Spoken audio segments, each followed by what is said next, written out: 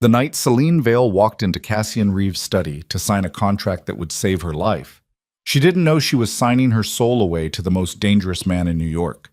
18 months. No love, no escape, just survival beside a crippled kingpin whose enemies would kill her just to watch him bleed. This is a story about debt, desperation, and a marriage built on lies that became the most terrifying truth either of them ever faced. Stay with me until the end.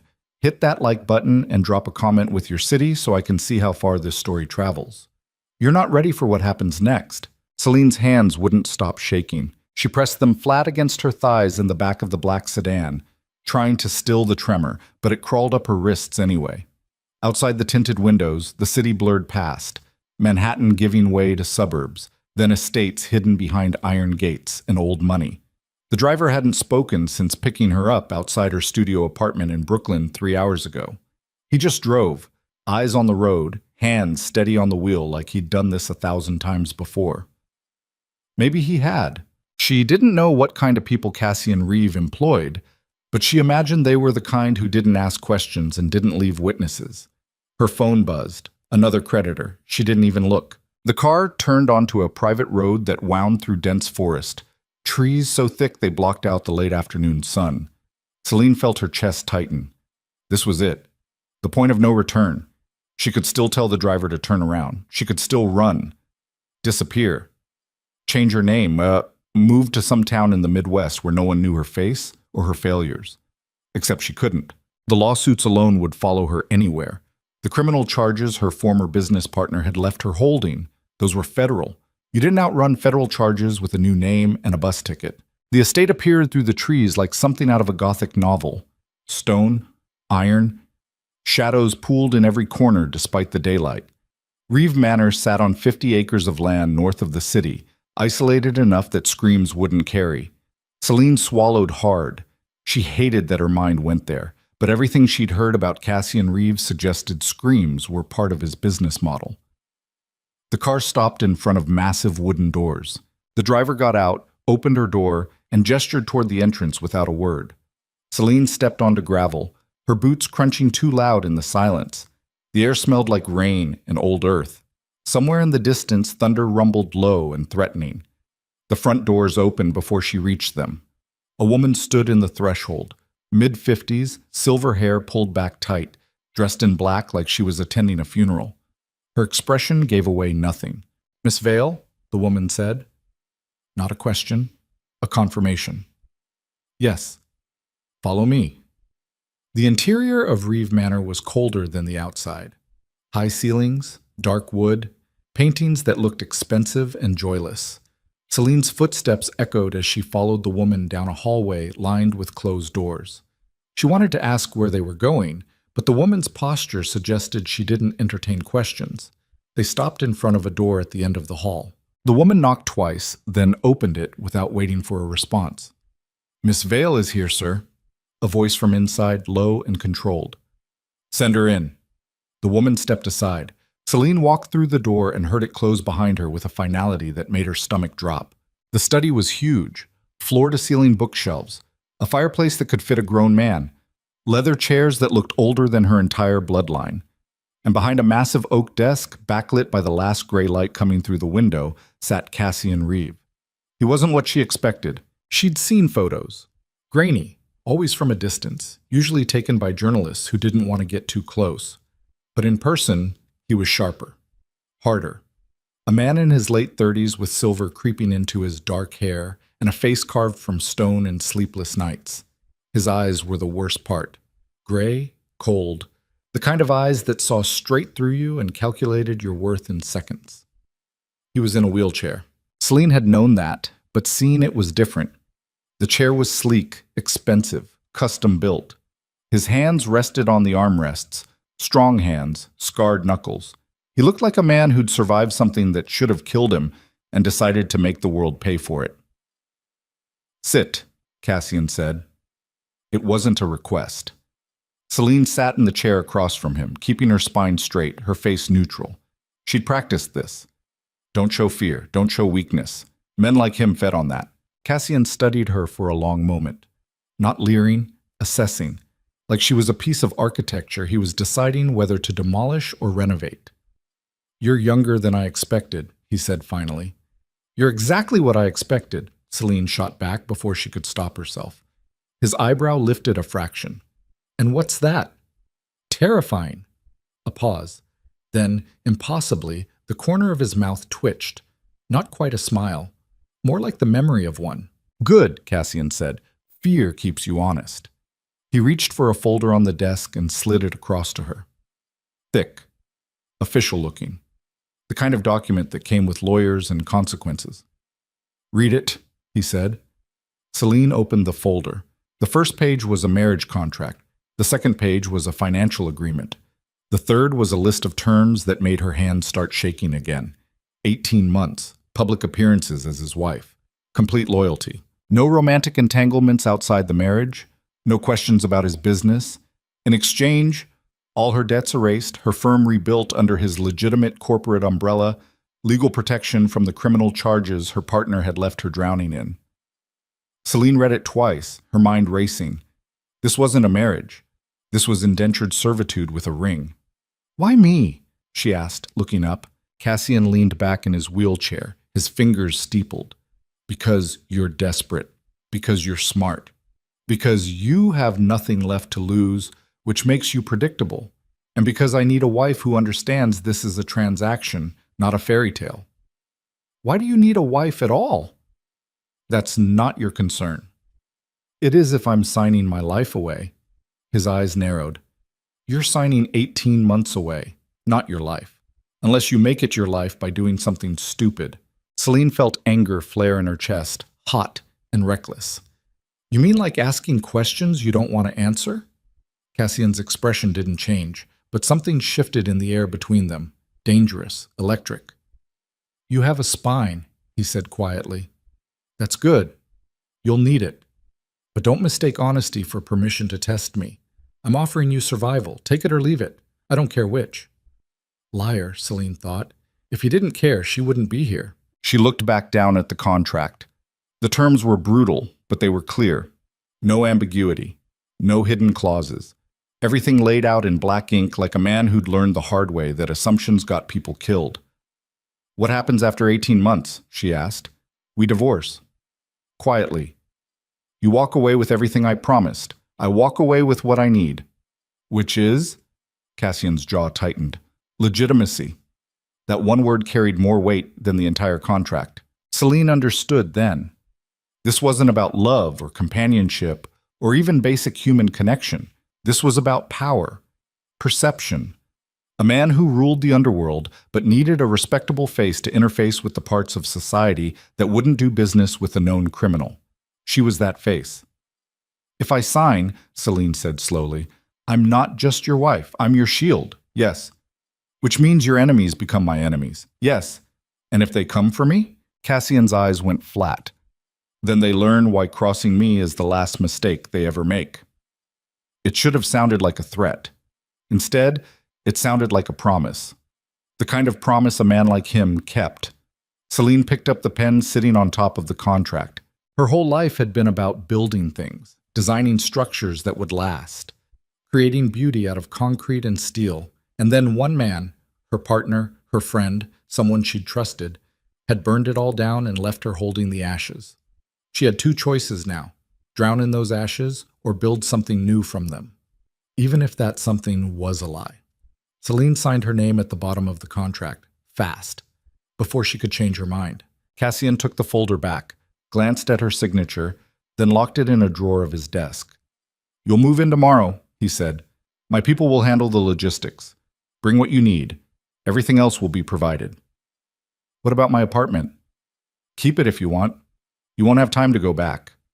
Celine stood, her legs unsteady. "Anything else I should know?" Cassian looked at her for a long moment. "Yes. Once you walk into this house as my wife, you don't walk out unless I say so. Not for 18 months, not for any reason. Do you understand?" Her throat went dry. "That sounds like a prison." "It's protection." "Feels the same from where I'm standing." Cassian's expression didn't soften. "Then get used to the feeling. Because starting tomorrow, Celine Vale doesn't exist anymore. Only Celine Reeve, my wife, my responsibility, my problem. He wheeled himself toward the door, moving with the kind of controlled precision that suggested years of practice. He paused at the threshold and looked back at her. "One more thing," he said. "Don't fall in love with me. It won't end well for either of us." Then he was gone, leaving Celine standing alone in the study with the echo of his warning still hanging in the air. Chisam. The wedding was a spectacle designed to send a message. It happened 3 days later in the private garden of Reeve Manor, under a white canopy strung with lights that looked romantic from a distance but felt clinical up close. There were no guests, no families, just witnesses, lawyers, a judge Cassian clearly had in his pocket, and a photographer who worked fast and said nothing. Celine wore a dress that had been delivered to her new bedroom the night before. White, elegant, expensive. It fit her perfectly, which meant someone had taken her measurements without asking. That should have bothered her more than it did, but she was running out of things to be bothered by. Cassian wore a black suit that made him look like he was attending a funeral instead of a wedding. Maybe he was. Maybe they both were. The ceremony lasted 10 minutes. Celine said, "I do," because the contract required it. Cassian said, "I do," because he needed her to believe this was real. The judge pronounced them married. The photographer took pictures that would be sent to every media outlet in New York by morning. And when Cassian leaned in to kiss her, brief, controlled, performative, Celine felt nothing except the cold press of his mouth against hers and the weight of the ring now locked around her finger. It was done. Celine Reeve, wife of the most dangerous man in the city. The real nightmare started that night. Living in Reeve Manor was like living inside a held breath. Everything was quiet. Too quiet. The kind of silence that made you aware of your own heartbeat. Celine's bedroom was on the second floor, down the hall from Cassian's suite. Separate rooms. Separate lives. The marriage was for show, and Cassian made it clear from the beginning that he had no interest in blurring those lines. Fine by her. She spent the first week exploring the estate like a prisoner mapping her cell. 50 acres of land. Gardens she wasn't allowed to walk in alone. A garage full of cars she wasn't allowed to drive. Security cameras in every hallway. Guards stationed at every entrance. It wasn't a home. It was a fortress. And she was locked inside it. The staff moved through the house like ghosts. The woman who'd greeted her that first day, Mrs. Brennan, the head housekeeper, ran the estate with military efficiency. Meals appeared on schedule. Laundry was done without being asked. Celine's movements were tracked without being questioned, but no one talked to her. No one looked her in the eye. It was like being invisible and hyper-visible at the same time. Cassian was worse. He appeared at breakfast every morning, punctual, controlled, reading through documents while he ate. He acknowledged her with a nod, sometimes a single word. Then he disappeared into his office for the rest of the day. She'd hear him on phone calls through the walls, low, clipped conversations in languages she didn't recognize, sometimes raised voices, sometimes long stretches of silence that felt more dangerous than the shouting. At night, she'd hear him moving through the house, the soft whir of his wheelchair, the creak of old floorboards. Once she heard him in the library at 3 a.m, glass clinking, the sound of something heavy being set down too hard. She didn't go check on him. That wasn't part of the contract. But 2 weeks into the marriage, everything changed. Celine was in the study, her study now, technically, though it still felt like trespassing, working on designs for a project Cassian had dropped in her lap without explanation. He told her to rebuild her firm, so she was. Slowly, carefully, using the resources he'd promised and trying not to think too hard about where the money came from. She was sketching elevations when the door opened. Cassian wheeled himself in without knocking. He looked worse than usual, pale, tense. His left hand was trembling slightly, a tremor he tried to hide by gripping the armrest. "We have an event tomorrow night," he said without preamble. "A fundraiser. Politicians, judges, people who matter.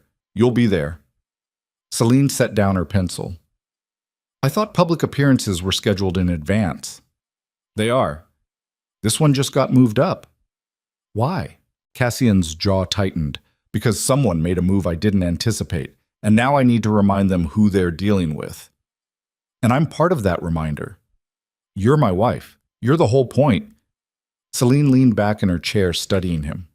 He looked exhausted, not just physically, but bone deep. The kind of tired that came from years of fighting battles no one else could see. "What do you need me to do?" she asked. Cassian's eyes narrowed slightly. "Stand beside me. Look like you belong there. Don't flinch when people say terrible things to your face." "What kind of terrible things?" "The kind designed to make me look weak." Celine felt something sharp twist in her chest. Not sympathy, not quite, but something close. "Do you have a dress for me?" she asked. "Or do I get to pick this time?" The corner of his mouth twitched. Mrs. Brennan already laid one out. Black, understated. "You'll look like you married me for power, not money." "Isn't that the truth?" Cassian held her gaze. "No. You married me because you were drowning and I threw you a rope. Don't rewrite history to make yourself feel better about it." Celine's breath caught. He was right, and she hated him for it. "Anything else?" she asked coldly. "Yes. Tomorrow night, you're not just my wife, you're my equal. Act like it. These people will smell fear from across the room. If they think you're a victim, they'll use you against me. And if they use you against me..." He didn't finish the sentence. He didn't have to.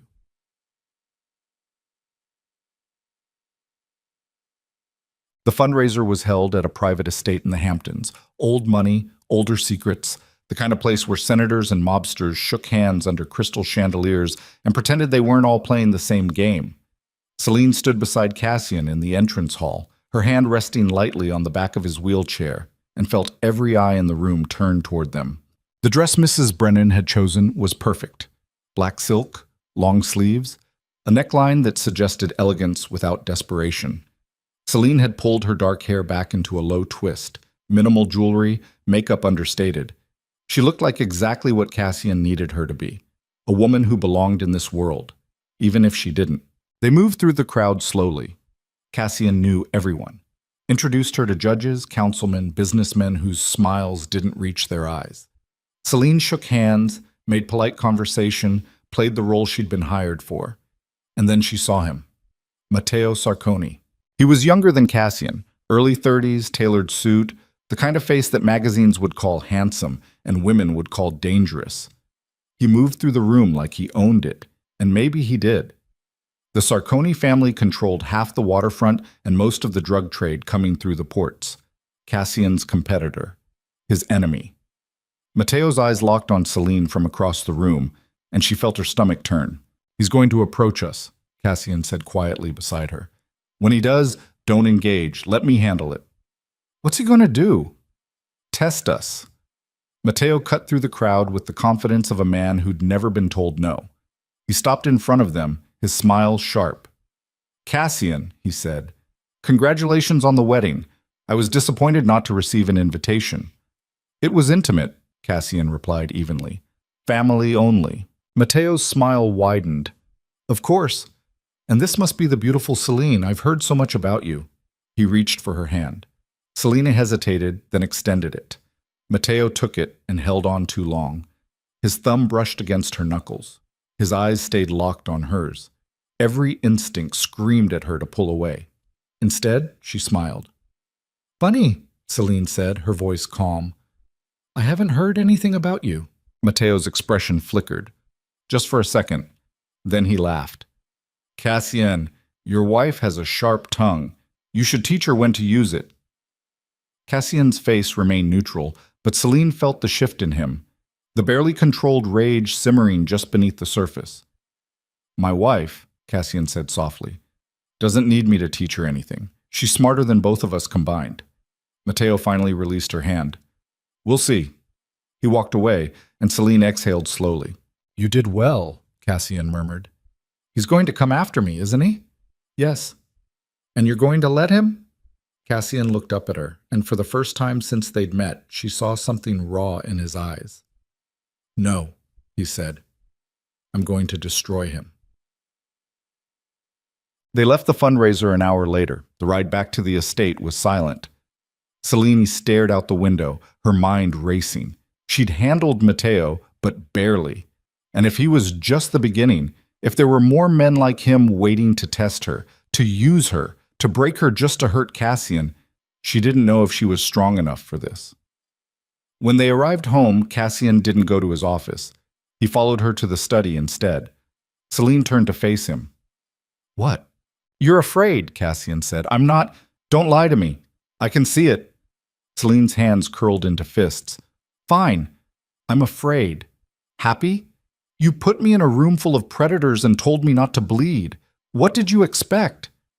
Cassian wheeled himself closer. "I expected exactly what you did. You held your ground. You didn't break. That's more than most people can say. Most people aren't married to you."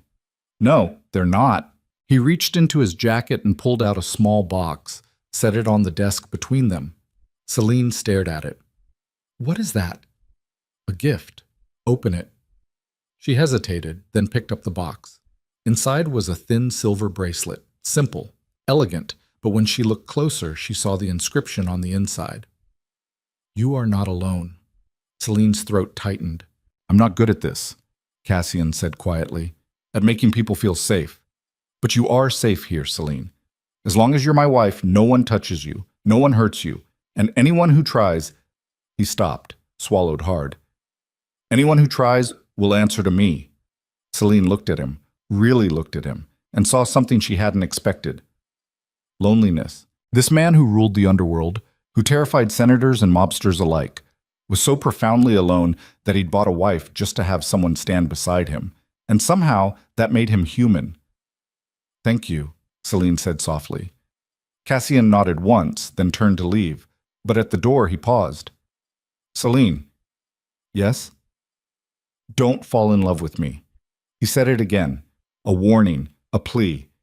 And then he was gone. Celine stood in the study, the bracelet still in her hand, and realized with growing horror that it might already be too late. The bracelet sat on Celine's nightstand for 3 days before she put it on. She'd pick it up every morning, turn it over in her fingers, read the inscription until the words blurred together.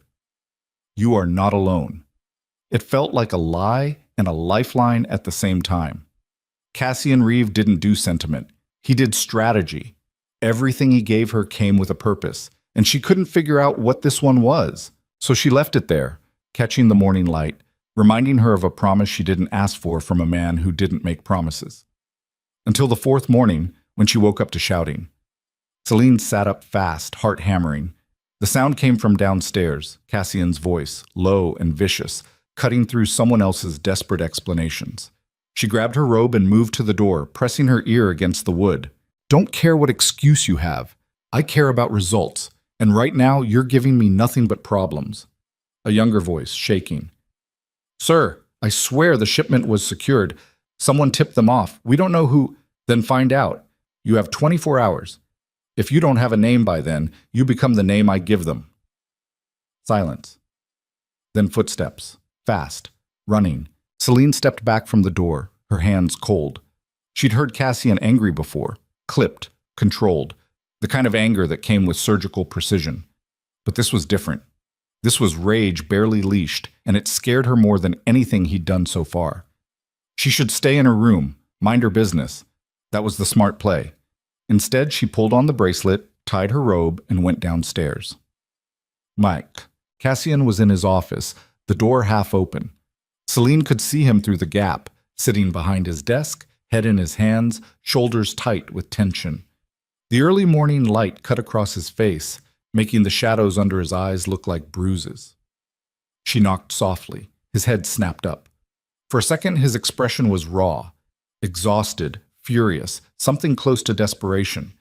Then the mask slammed back into place. "What are you doing up?" he asked. "I heard shouting. Go back to bed." Celine pushed the door open wider. "Are you okay?" Cassian's laugh was sharp and humorless. "Do I look okay?" "You look like you're about to put someone in the ground." "Maybe I am." She stepped into the office, closing the door behind her. Cassian watched her with wary eyes, like she was a variable he hadn't accounted for. "What happened?" Celine asked. "Nothing that concerns you." "Cassian?" "I said it doesn't concern you." His voice was hard. Final. "You're my wife, not my partner. Stay in your lane." The words hit like a slap. Celine felt heat rise in her chest. Anger, humiliation, something uglier she couldn't name. She'd spent weeks playing the perfect wife, standing beside him at events, smiling through veiled threats and backhanded compliments. And this was what she got. Dismissal. Like she was just another piece of furniture in his carefully controlled world. "Fine," she said coldly. "I'll stay in my lane. But when your enemies figure out I'm not actually loyal to you, don't act surprised when they use me to tear you apart." She turned to leave. "Wait." Celine stopped, her hand on the door. Cassian exhaled slowly. "I'm sorry. That was—" He paused, searching for words. "That was unfair." "Yes, it was. Sit down, please." Celine turned back.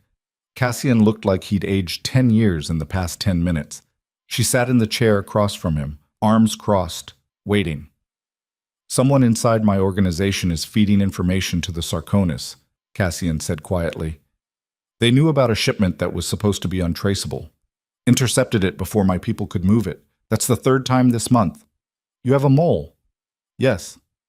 "Do you know who?" "If I knew, they'd already be dead." Celine processed that. "What was in the shipment?" Cassian's eyes narrowed. "Why do you want to know?" "Because if I'm going to be collateral damage in your war, I'd like to know what I'm dying for." He studied her for a long moment. Then, surprisingly, he answered, "Medicine. The legitimate kind. My companies supply half the hospitals on the East Coast. That shipment was worth $2 million in antibiotics and antivirals.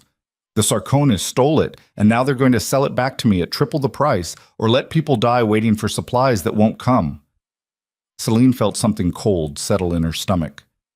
"That's evil?" "Yes. Welcome to my world, Celine. This is what I'm fighting. This is why I need legitimacy. Because the moment I can operate entirely above board, bastards like Matteo Sarconi lose their leverage. And until then?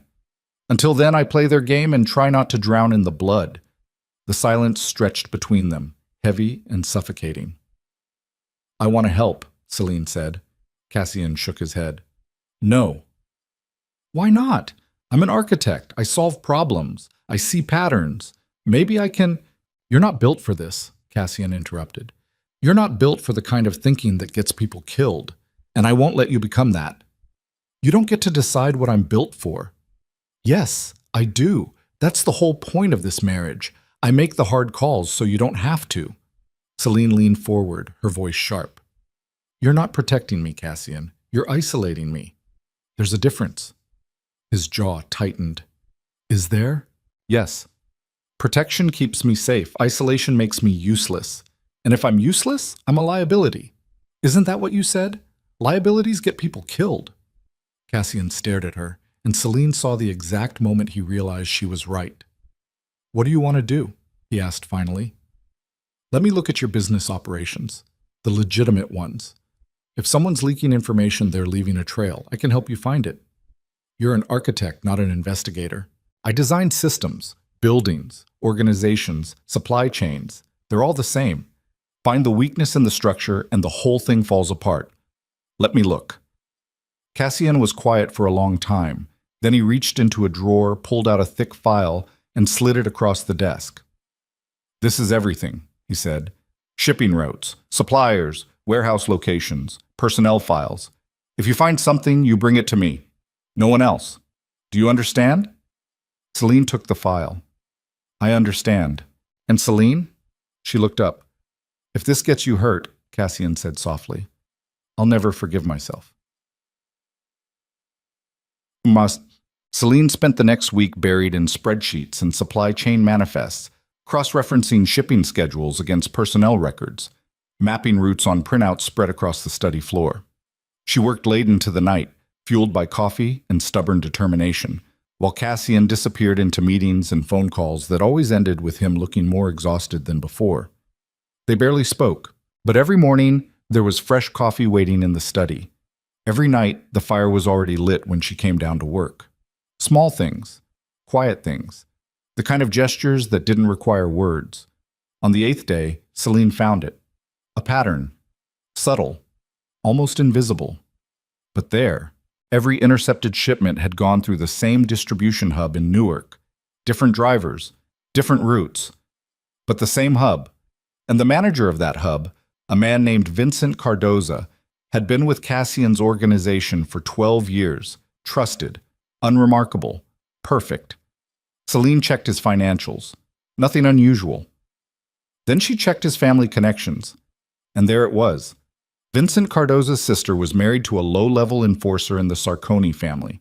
Celine's heart started pounding. She grabbed the file and went looking for Cassian. She found him in the library, sitting in the dark, a glass of whiskey in his hand. He didn't look up when she entered. "I found your mole," Celine said. Cassian's head turned slowly. "Who?" "Vincent Cardoza, distribution manager, Newark Hub. His sister's married to a Sarconi enforcer. He's been feeding them intel for months, maybe longer." She handed him the file. Cassian read through it, his expression unreadable. Then he set it down, picked up his phone, and made a call. "It's me," he said when someone answered. "Vincent Cardoza. I want him in the North Warehouse in 2 hours, alive, alone." He hung up. Celine's stomach twisted. "What are you going to do?" "What needs to be done?" "Cassian, don't." His voice was flat. "You asked to help. You helped. Now let me handle the rest." "You're going to kill him." "Yes." The word hung in the air like a guillotine blade. Celine felt her breath catch. She'd known, logically, what kind of man Cassian was, but knowing and witnessing were different things. And now she was complicit. She'd handed him the name. She'd signed the death warrant. "I need air," she said, her voice shaking. She turned and walked out of the library, down the hallway, through the front doors and into the cold night. Her hands were trembling. Her chest felt too tight. She made it to the edge of the driveway before she bent over, hands on her knees, trying not to be sick. Behind her, the soft whir of Cassian's wheelchair. "Celine." She didn't turn around. "You don't have to watch," Cassian said quietly. "You don't have to know the details. That's why I keep you separate from this part of my life." "I'm not separate anymore," Celine said, straightening. "I found him. I gave you his name. That makes me part of this." "No, it makes you smart. What I do with the information makes me a killer. There's a difference." Celine turned to face him. "Is there? Because right now it feels like we're both covered in blood." Cassian's expression was unreadable. "You want absolution? I can't give you that. You want permission to walk away? You have it. Go back inside. Pretend you never found anything. Let me carry this alone." "I don't want absolution," Celine said. "I want to understand how you live with it, how you make these calls and still sleep at night." "I don't," Cassian said simply. "Sleep, I mean.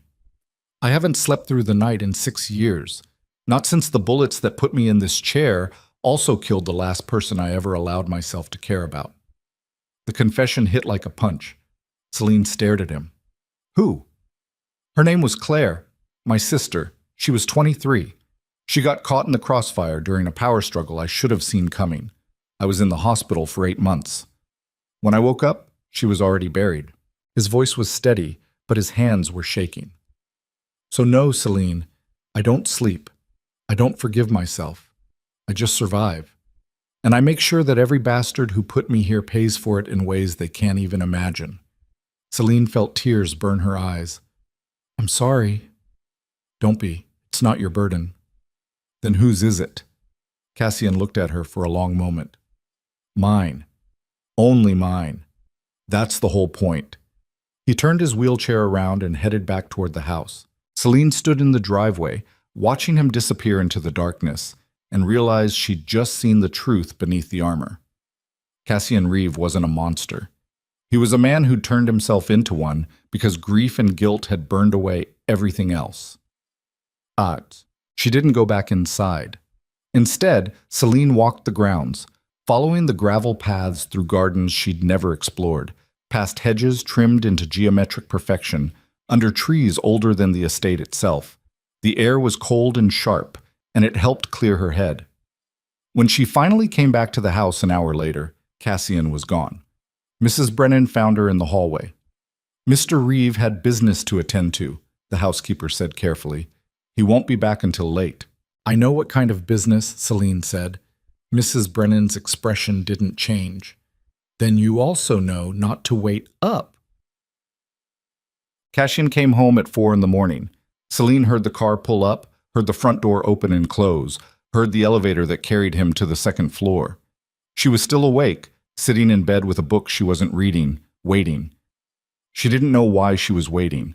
Maybe because some part of her needed to see him, needed to know he'd come back. That the man who'd confessed his grief to her in the driveway was still the same man who'd left to commit murder. Her door opened without a knock. Cassian wheeled himself inside and Celine's breath caught. He looked like hell, pale, exhausted. His shirt had blood on the cuff. Not much, just a smear, but enough. His hands were clean, though. Someone had made sure of that. "You're still awake," he said. "So are you." "I told you, I don't sleep." Celine set her book aside. "Is it done?" "Yes." "Do I want to know the details?" "No." She nodded. "Okay." Cassian studied her. "You're not going to ask if I feel guilty? If it was worth it? Would you answer honestly if I did?" "Probably not." "Then why waste the breath?" Something shifted in his expression. Not quite a smile, more like relief. "You should hate me," Cassian said quietly. "Maybe I should," Celine agreed, "but I don't." "Why not?" She thought about it, really thought about it. "Because you're honest," she said finally. "You told me exactly who you were from the beginning. You never lied. You never pretended to be something you're not. And in a world full of people who smile while they stab you in the back, that's worth something." Cassian's jaw tightened. "You're giving me too much credit." "Maybe. Or maybe you don't give yourself enough." He looked away. "You should go to sleep." "So should you." "I told you." I know.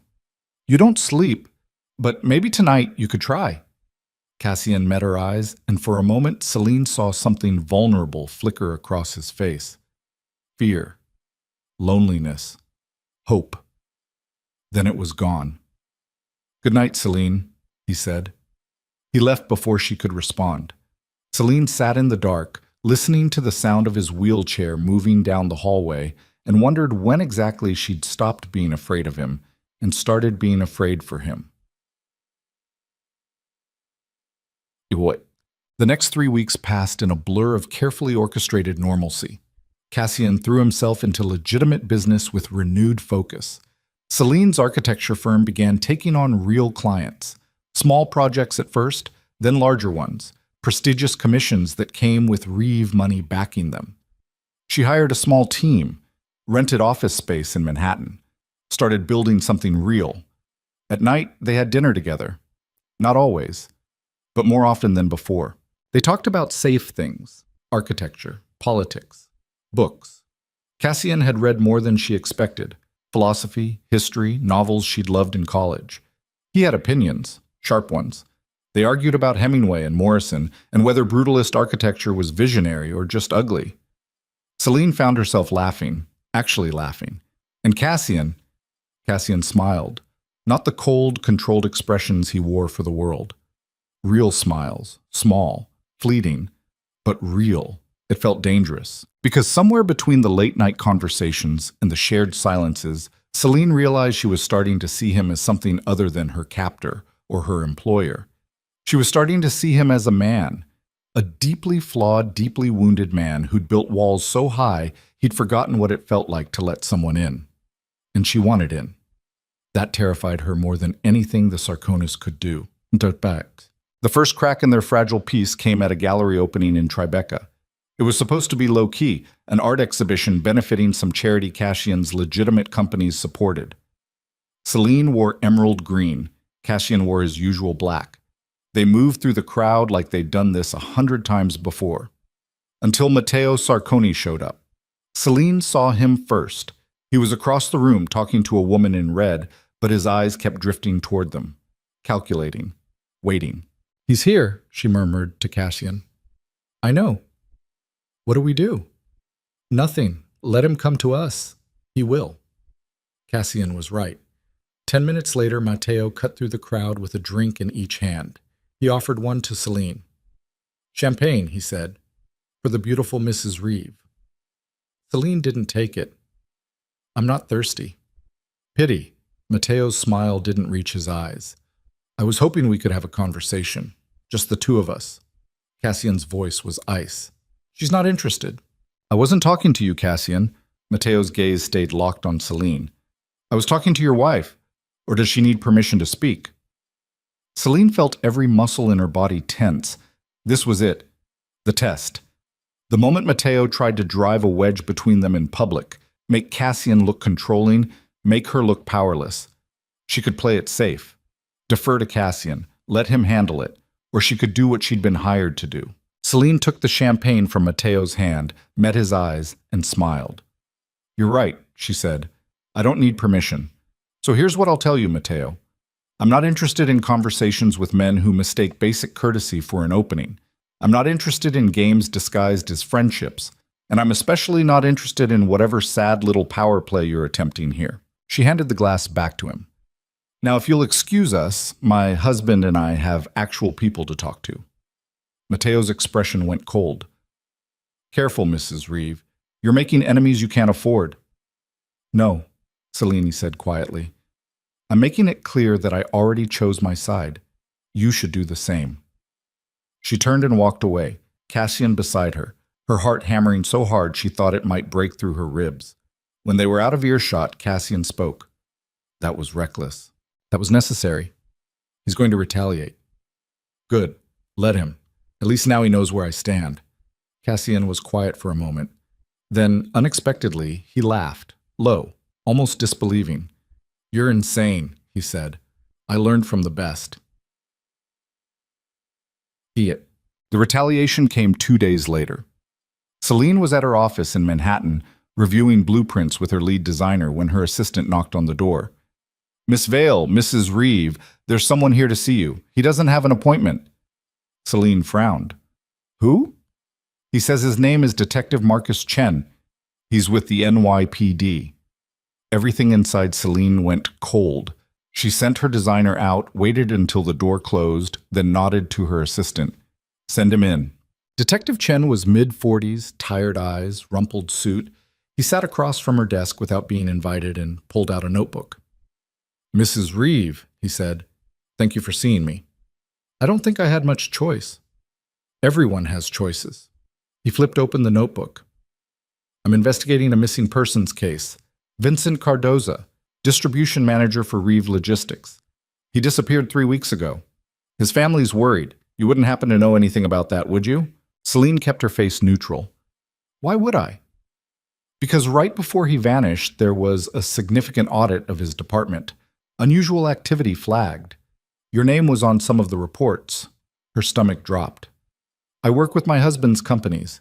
I review operations. That's not unusual. No, but Vincent Cardoza disappearing right after you flagged his department? That's a hell of a coincidence. Celine leaned back in her chair. Detective, if you're accusing me of something, I suggest you do it clearly. Otherwise, this conversation is over. Chen smiled, not friendly. I'm not accusing you of anything, Mrs. Reeve. I'm just letting you know that people are watching. Your husband's business dealings. Your sudden rise from bankrupt architect to powerful executive. The bodies that seem to pile up around the Reeve family. Bodies? Celine's voice was sharp. What bodies? Vincent Cardoza, for one. Once we find him. You haven't found him yet. No, but we will. And when we do, I wonder whose fingerprints we'll find all over his disappearance. Celine stood. This meeting is over. If you want to talk to me again, go through my lawyer. Chen stood slowly, pocketing his notebook. One more thing, Mrs. Reeve. Your husband is very good at making problems disappear. But you? You're new to this world. New people make mistakes, and mistakes leave evidence. He left, and Celine sat back down, her hands shaking. She'd known this could happen, but knowing and experiencing were different things. She pulled out her phone and called Cassian. He answered on the first ring. What's wrong? We need to talk, Celine said. Now. Cassian met her at the estate an hour later. She told him everything, Chen's visit, the questions about Vincent, the thinly veiled threats. When she finished, Cassian was silent for a long time. Then he said, This is Mateo. How do you know? Because Chen's been on the Sarconi payroll for years. He's dirty, and now Mateo's using him to come after you. Celine felt cold seep into her bones. What do we do? I handle it. How? Cassian's expression went hard. You don't need to know. Yes, I do. I'm the one he questioned. I'm the one whose name is in those reports. I need to know how deep this goes. Cassian wheeled himself closer. Listen to me. The moment you know the details, you become complicit in ways you can't take back. Right now, you have plausible deniability. You didn't know what happened to Vincent. You were just doing your job. That's your protection. Don't throw it away. I'm already complicit, Cassian. I found Vincent. I gave you his name. That makes me part of this, whether you want to admit it or not. No, it makes you my wife. There's a difference. Not to the NYPD. Cassian's jaw tightened. Then I'll make sure they never have a reason to come after you again. How? By giving them someone else to focus on. Celine's blood went cold. What does that mean? But Cassian was already moving toward the door, his phone in his hand, his face set in grim determination. Cassian, stay here, he ordered. Don't talk to anyone. Don't go back to your office. Don't leave this estate until I tell you it's safe. You can't just lock me up. Yes, I can. That's the deal, Celine, remember? You do what I say, you stay safe. That's how this works.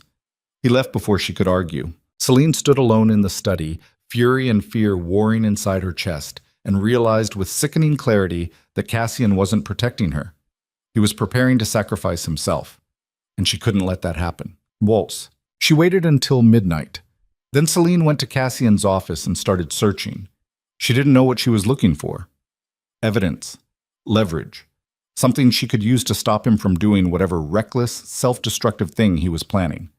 She went through files, opened locked drawers with a letter opener, pulled up documents on his computer using passwords she'd watched him type over their shoulders during late-night work sessions. And then she found it, a file labeled Philadelphia. Inside were meeting notes, transcripts, recordings, evidence of Cassian negotiating with federal prosecutors, offering testimony against the Sarconi family in exchange for immunity, not for himself, for her. Celine's hands started shaking as she read through the documents. Cassian had been planning this for weeks, maybe longer. He was going to turn state's witness, expose decades of Sarconi operations, and put himself in the crosshairs of every criminal family on the East Coast, all to protect her from a murder investigation she'd helped create. The office door opened. Cassian wheeled himself in, saw her standing at his desk with the Philadelphia file in her hands, and went very still. You shouldn't have found that, he said quietly. You're going to get yourself killed, Celine said, her voice shaking. Maybe. Cassian, it's the only way, Celine. If I testify, the feds will protect you, give you immunity, make this whole thing disappear. You walk away clean. You rebuild your life. You forget this ever happened. I don't want to walk away. The words echoed in the silent office. Cassian stared at her. What? Celine set the file down, her chest heaving.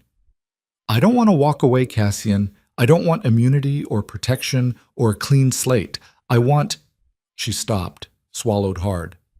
I want you, she said finally, alive. Here.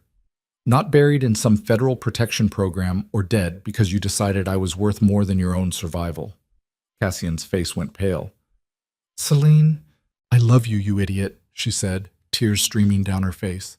I don't know when it happened or how, but I do. I love you. And if you throw your life away to save mine, I will never forgive you. The silence was deafening. Then Cassian moved, fast. He crossed the room, grabbed her hand, and pulled her down until she was kneeling in front of his wheelchair, eye level with him, close enough to see the wetness in his eyes. You can't love me, he said hoarsely. I told you not to, I don't care what you told me. I love you anyway. I'm a killer, Celine. I've done things. I know. I don't care. You should care. You should run. You should... Celine kissed him. It wasn't gentle. It was desperate and messy, and tasted like tears and years of loneliness finally breaking open. Cassian froze for half a second, then kissed her back like a drowning man finding air. When they finally pulled apart, both breathing hard, Cassian pressed his forehead against hers. This is a mistake, he whispered. Probably. You're going to get hurt. I'm already hurt. At least this way I'm hurt because I chose it. Cassian pulled back just enough to look at her. I can't protect you from myself, Celine. I don't know how. Then don't, she said. Just love me back. That's all I need. I don't know if I can. Try. Cassian closed his eyes, his hands still wrapped around hers. I've loved you since the gallery, he said finally, his voice raw. When you destroyed Matteo in front of everyone and I realized you weren't afraid of me anymore. You were afraid for me. No one's been afraid for me in 6 years. Celine's breath hitched. Then why didn't you say something? Because love makes you weak, and I can't afford weakness. Not in this world. What if love makes you stronger? Then I'm already dead.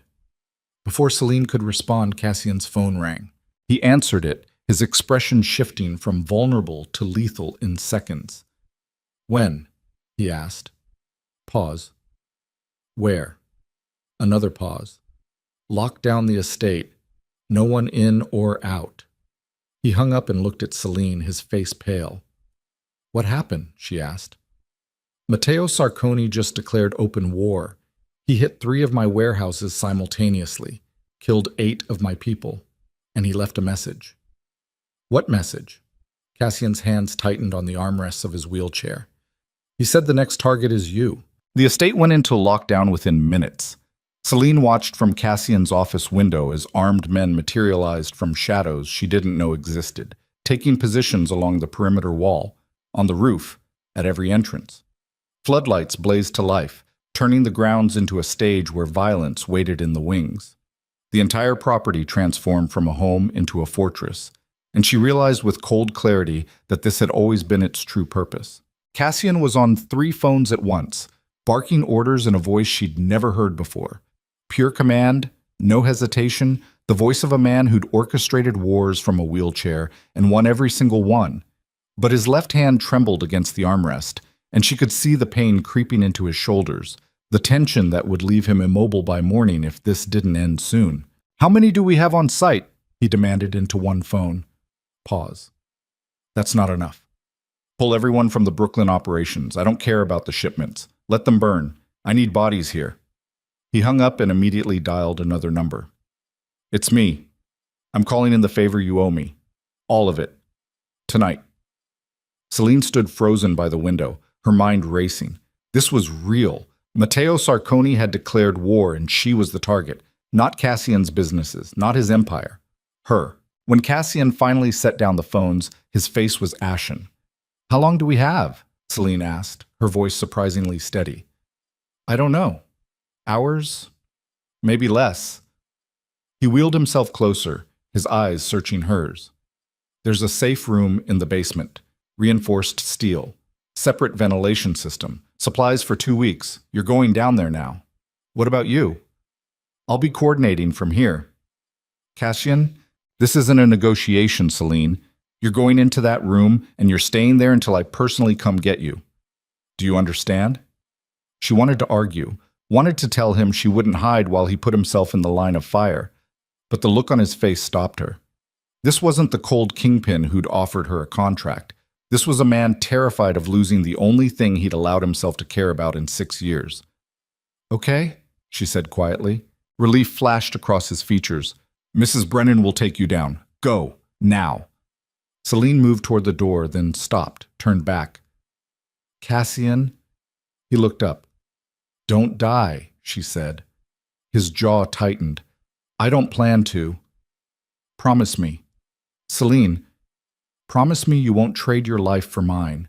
Promise me you'll fight to survive this, for both of us. Cassian held her gaze for a long moment. Then he nodded once. I promise. It felt like a lie, but Celine took it anyway, because it was all she had. The safe room was exactly what Cassian had described, a steel box buried beneath the wine cellar, accessed through a hidden panel that Mrs. Brennan opened with a key she wore around her neck.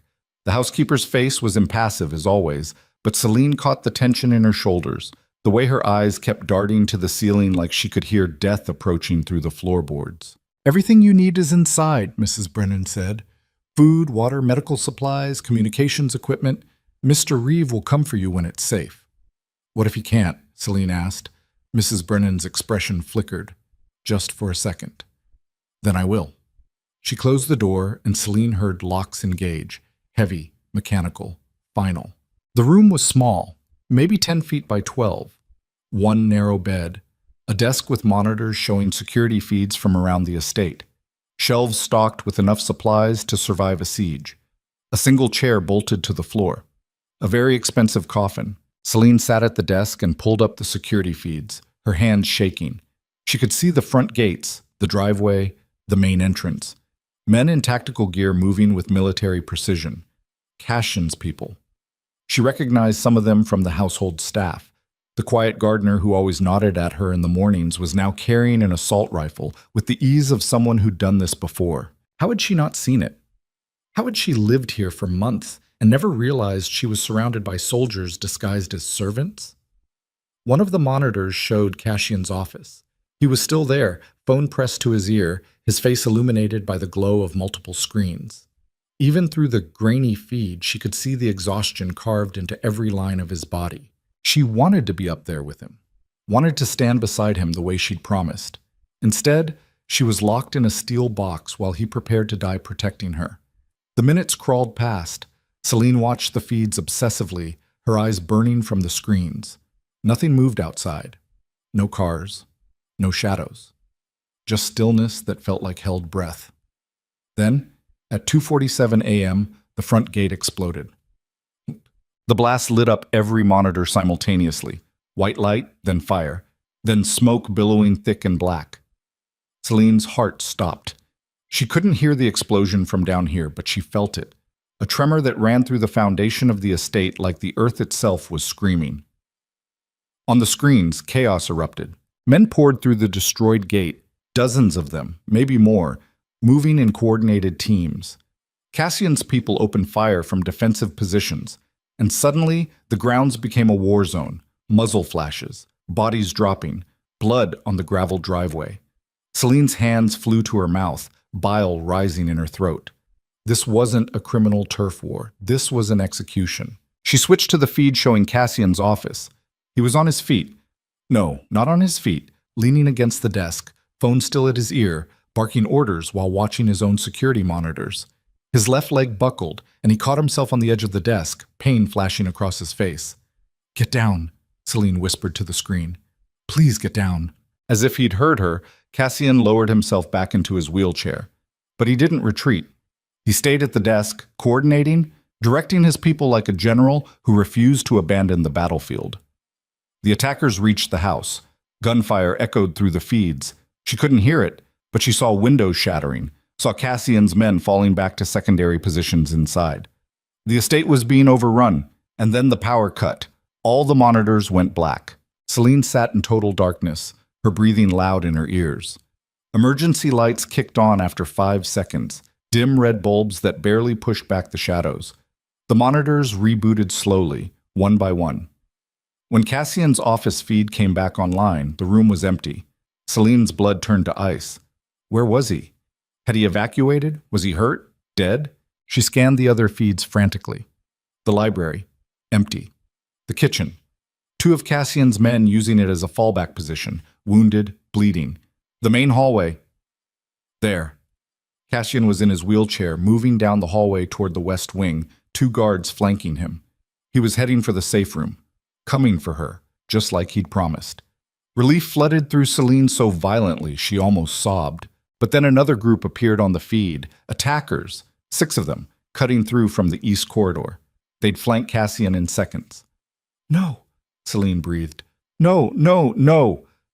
She watched helplessly as Cassian's guards saw the threat, took positions, opened fire. One attacker went down, then another. But there were too many. One of Cassian's guards took a round to the chest, crumpled. The second guard fell a moment later. Cassian was alone in the hallway. The remaining attackers advanced slowly, weapons raised. Cassian reached into his jacket, pulled out a gun. When had he started carrying a gun? And fired 3 shots. 2 attackers dropped. But the last 2 were too close now, and Cassian's hand was shaking, the tremor she'd noticed weeks ago now magnified by adrenaline and pain. He fired again, missed. The attackers were on him. One kicked the gun from his hand. The other grabbed the wheelchair and slammed it against the wall. Cassian's head snapped back, and Selene saw blood. She was screaming, she realized distantly. Screaming at monitors that couldn't hear her, beating her fists against the steel door, trapped while the man she loved was being murdered 20 feet above her head. Then a new figure appeared on the feed. Matteo Sarconi. He walked into frame like he owned the place, flanked by 2 more guards, dressed in an expensive suit that hadn't been touched by the violence consuming the estate. He looked down at Cassian, said something Selene couldn't hear, then smiled. It was the smile that broke her. Selene turned to the communications equipment Cassian had mentioned, found a radio, keyed the microphone. "Cassian," she said, her voice breaking. "Cassian, can you hear me?" No response. "Cassian, please." Static. Then a voice. Not Cassian's. "Mrs. Reeve, Matteo's voice, smooth and poison. "I'm so glad you're listening. I want you to hear what happens next." "Don't touch him," Selene said, her voice shaking with rage. "Don't you fucking touch him." "Or what? You'll come save him? Go ahead, I'll wait." He knew where she was. He knew she was locked in a room she couldn't escape. And he was going to make her listen while he killed Cassian. "What do you want?" Selene demanded. "You want me? Fine. Let him go and I'll—" "You'll what? Trade yourself? How noble." Matteo's laugh was cruel. "But I don't want you, Mrs. Reeve. I never did. I want him to suffer. And the best way to make Cassian Reeve suffer is to destroy everything he loves while he watches." On the monitor, one of Matteo's men grabbed Cassian by the hair, forced his head up. Matteo crouched down to Cassian's level, said something. Cassian spat blood in his face. Matteo backhanded him so hard Cassian's wheelchair tipped. "Stop!" Selene screamed into the radio. "Stop it! I'll give you anything. Money, territory, information." "I don't need anything from you," Matteo said calmly. "I have everything I want. Your husband's empire is burning. His people are dying, and soon he will too. Then I'll come down to that little steel box you're hiding in, and we'll have a conversation about what happens to widows in my organization." The radio cut to static. Selene stared at the monitors, her whole body shaking. She had to do something, had to get out, had to... The door locks disengaged with a heavy clunk. Selene spun around. The steel door swung open. Mrs. Brennan stood in the threshold, her face grim. "Come with me," the housekeeper said. "Now." "I can't leave him." "You can't help him from down here. But there's another way out, a tunnel. It leads to the garage. Mr. Reeve's orders were to evacuate you if the estate was compromised." "I'm not running." "Then you're dying. Is that what you want? To die here while Matteo—" Mrs. Brennan's voice cracked just slightly. "Mr. Reeve is buying you time with his life. Don't waste it." Selene looked back at the monitors. Cassian was on the floor now, blood pooling beneath him. Matteo was saying something, gesturing, clearly enjoying himself. Every instinct screamed at her to run to him. But Mrs. Brennan was right. She'd just be another hostage. Another weapon Matteo could use against Cassian. "Where's the tunnel?" Selene asked. "Oh shit." They moved fast through the basement, Mrs. Brennan leading the way with a flashlight. The sounds of fighting were muffled down here, but still audible. Gunfire, shouting, something heavy crashing overhead. The tunnel entrance was hidden behind a wine rack that swung aside on oiled hinges, revealing a narrow passage carved through raw earth and reinforced with timber supports that looked decades old. "This was built during Prohibition," Mrs. Brennan said, handing Selene the flashlight. "It comes out in the garage. There's a car waiting, keys in the ignition. Drive until you're out of the county, then call this number." She pressed a card into Selene's hand. "They'll get you somewhere safe." "Who are they?" "People Mr. Reeve trusts more than he trusts himself." Selene looked at the card. "Just a phone number. No name." "What about you?" "I'm going back up. Someone needs to make sure Matteo doesn't get what he wants." "What does he want?" Mrs. Brennan's expression was unreadable. "To break Mr. Reeve completely. That only works if you die. So you don't die. Understand?" Before Selene could respond, an explosion rocked the house above them. Dust rained from the ceiling. The lights flickered.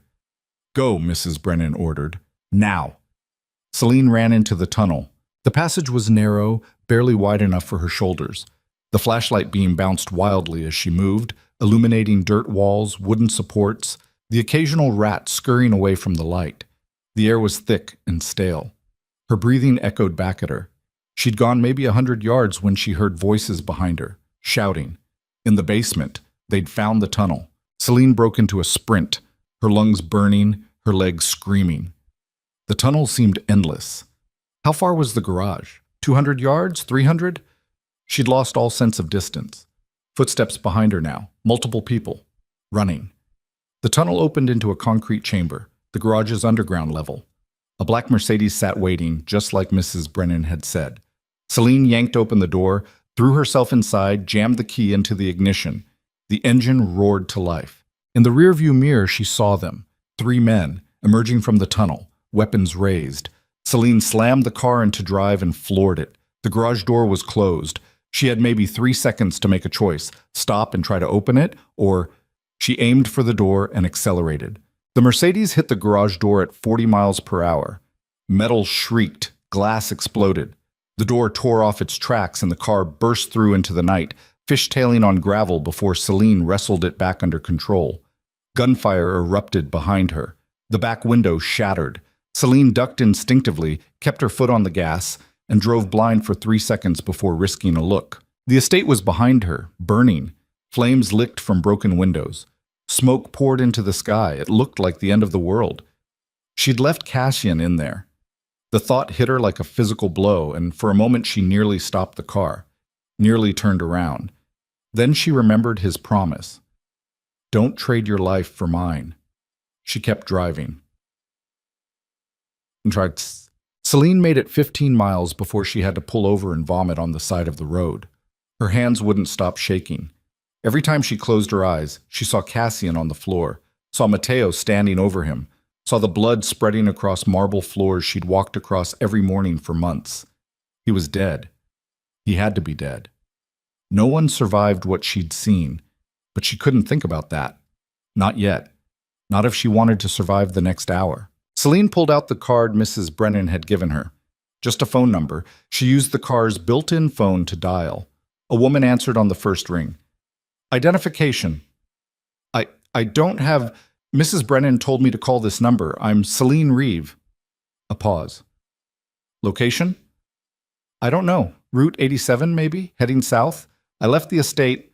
We know. Stay on the line. Don't hang up. Don't stop driving. Who are you? Someone who works for your husband. You're being tracked. We're scrambling the signal, but you need to keep moving. Get to Interstate 95 and head toward Philadelphia. There's a safe house waiting. Is Cassian alive? Silence. Is he alive? Celine demanded, her voice breaking. We don't know, the woman said finally. Communications went dark 20 minutes ago. We're trying to reestablish contact, but the line cut out. Celine stared at the phone, tried redialing. Nothing, just dead air. She was alone. She drove for another hour, following signs toward I-95, her mind numb with shock and exhaustion. The sun was starting to rise when she finally saw the city lights of Philadelphia in the distance. That's when she noticed the car following her. Black SUV, tinted windows. Keeping pace 3 car lengths back, matching her speed exactly. Celine's pulse spiked. She accelerated. The SUV accelerated. She changed lanes. The SUV changed lanes. They'd found her. Celine floored it, the Mercedes' engine screaming as she wove through early morning traffic. The SUV stayed with her. She took an exit at random, tires squealing, barely making the turn. The SUV was right behind her. She was heading into the city now. Narrow streets, traffic lights, pedestrians starting their morning routines. She couldn't outrun them here. Couldn't. The SUV pulled alongside her. The passenger window rolled down. Celine braced for gunfire. Instead, a familiar voice called out, "Mrs. Reeve, pull over!" She looked. Mrs. Brennan sat in the passenger seat, her face streaked with soot and blood, but alive. Alive. Celine nearly sobbed with relief. She pulled over. The SUV stopped behind her. Mrs. Brennan got out and approached the Mercedes, moving stiffly like every step hurt. "You're alive," Celine breathed. "Barely." Mrs. Brennan opened the driver's door. "Shay, get in the SUV. We need to move." This car has a tracker. That's how Mateo's people will find you. Celine scrambled out of the Mercedes and into the SUV. The driver was someone she didn't recognize. Military bearing, scarred hands, eyes that had seen too much. He pulled back into traffic the moment her door closed. "Where's Cassian?" Celine asked. "Is he alive?" Mrs. Brennan said. "Last I saw, but he's in bad shape. Mateo has him." The world tilted. "What?" "Mateo took him. Hostage. He's using him as leverage to flush out the rest of Mr. Reeve's organization. Anyone who tries to help will be killed, along with Mr. Reeve himself." Celine couldn't breathe. "Then why aren't we... We have to go back. We can't," Mrs. Brennan said flatly. "Going back is exactly what Mateo wants. He's waiting for you specifically, Mrs. Reeve. He knows Mr. Reeve will do anything to keep you safe. The moment you show up, he has all the leverage he needs to destroy everything." "I don't care about leverage. Cassian is being kept alive because you're still free," Mrs. Brennan interrupted. "The second Mateo has you both, Mr. Reeve becomes disposable. Right now, you're the only reason he's still breathing."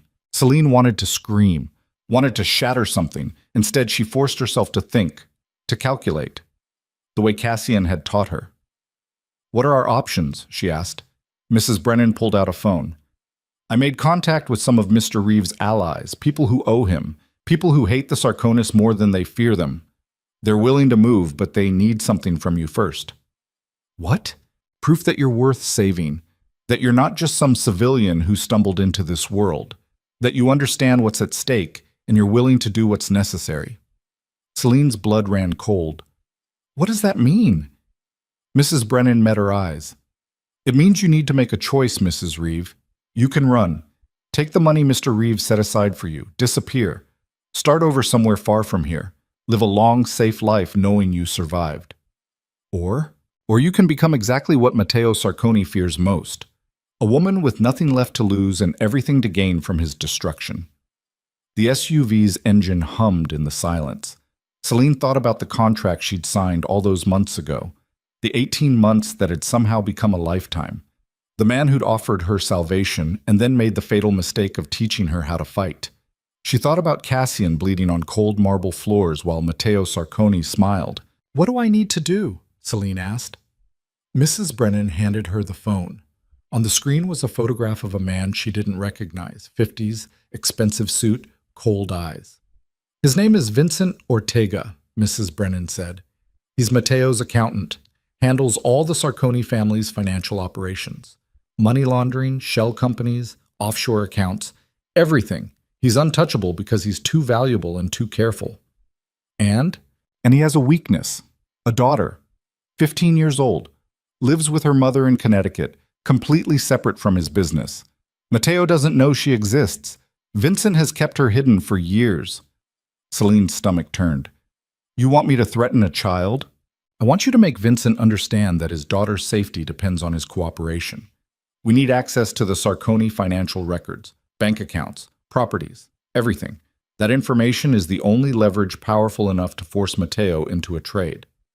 Cassian for the accounts. Yes. Mateo will never agree to that. He will if the alternative is losing everything. His money, his empire, his reputation. Vincent's records will expose every family member, every business partner, every judge and politician on his payroll. Mateo will have to choose between saving his organization and saving his pride." Celine stared at the phone, at Vincent Ortega's photograph, at the terrible choice she was being asked to make. "If I do this," she said slowly, "I become exactly like them, like Mateo, like everyone I've been fighting against." "Yes," Mrs. Brennan said simply. "And if I don't?" "Then Cassian dies, and Matteo Sarconi owns this city for the next 20 years. The SUV turned onto a quiet street lined with row houses. Dawn light spilled over rooftops, painting everything gold. Somewhere in that light, people were waking up to normal lives, making coffee, getting ready for work, completely unaware that a war was being fought in the shadows of their city. Celine had wanted a normal life once, had built a career, made plans, believed the world operated on logic and fairness and hard work. That woman was dead. She died the night Celine signed Cassian Reeve's contract. What remained was something harder, sharper, something that understood the world didn't run on fairness. It ran on power and fear and the willingness to do things that kept you awake at night. Cassian had tried to protect her from becoming this, but he'd failed. Because the moment she'd fallen in love with him, the moment she'd chosen to stay instead of run, she'd already made her choice. Now she just had to live with it. "Where's Vincent Ortega right now?" Celine asked. Mrs. Brennan allowed herself a small, grim smile. "His daughter has a soccer game this morning. Ridgefield, Connecticut. 90 minutes from here. He never misses a game." Celine looked down at her hands. They'd stopped shaking. That should have scared her more than it did. "Then we should get moving," she said. "We don't want to be late." Shalak. They arrived at the soccer field just as the game was starting. Vincent Ortega stood on the sidelines with other parents, hands in his pockets, watching his daughter play midfielder with the focused intensity of someone who'd built a career on paying attention to details. He looked exactly like his photograph. Unremarkable, forgettable. The kind of man who disappeared into crowds because that's what kept him alive. Celine walked straight toward him. She'd changed clothes at a rest stop. Jeans, dark jacket, hair pulled back. She looked like any other parent there to watch the game, except for her eyes. Her eyes had gone somewhere cold and distant. Mrs. Brennan and the driver stayed in the SUV, watching from across the parking lot. Backup if things went wrong. Witnesses if they went worse. Celine stopped beside Vincent, her gaze on the field. "Your daughter's very good," she said conversationally. "Number 7, right?" Vincent glanced at her, polite but wary. "Thank you. Do I know you?" "No, but you're going to." His expression didn't change, but she saw his shoulders tense. "I don't know what you're talking about." "Yes, you do. Your name is Vincent Ortega. You work for Matteo Sarconi. You manage his financial operations. And right now, you're trying to decide whether to scream for help or run." Vincent's jaw tightened. "I think you have me confused with someone else." "I don't. And we both know it." Celine pulled out her phone, showed him a photograph, his daughter's school schedule, her mother's address, the route she took home every day. "I'm not here to hurt your family, Vincent. I'm here to make you an offer." "I don't take offers." "You'll take this one." On the field, his daughter scored a goal. Parents cheered. Vincent's eyes never left Celine's face. "What do you want?" he asked quietly. "Everything. Every account, every property, every shell company, every name on Matteo's payroll. I want the complete financial architecture of the Sarconi organization, and I want it in the next 6 hours." Vincent's laugh was bitter. "And if I refuse?" "Then Matteo Sarconi finds out about your daughter, about how you've been hiding her for 15 years, about how vulnerable she is, about how easy it would be to—" "Don't!" Vincent's voice was sharp, desperate. "Don't even say it." "Then don't make me," Celine said. "Give me what I want and your daughter stays a secret, stays safe. You have my word." "Your word means nothing. It means more than Matteo's. I'm not asking you to betray him out of loyalty to me. I'm asking you to choose between your daughter and your boss. That's not a choice. That's survival." Vincent looked at this field, at his daughter celebrating with her teammates, at the ordinary, beautiful life he'd somehow managed to build despite the blood on his hands. "If I do this," he said slowly, "Matteo will know it was me. He'll hunt me down, kill me." "Probably," Celine agreed, "but your daughter will be alive, and sometimes that's all we get to save." Vincent was silent for a long time. Then he pulled out his phone, sent a text, waited. 30 seconds later, Celine's phone buzzed. A link, password protected. "That's the access portal," Vincent said quietly. "It's everything you asked for and more. Bank accounts in 7 countries, property holdings, corporate structures, every dirty transaction Matteo's ever made. Use it however you want, but keep your promise, keep her safe." "I will." Vincent looked at her finally, really looked at her.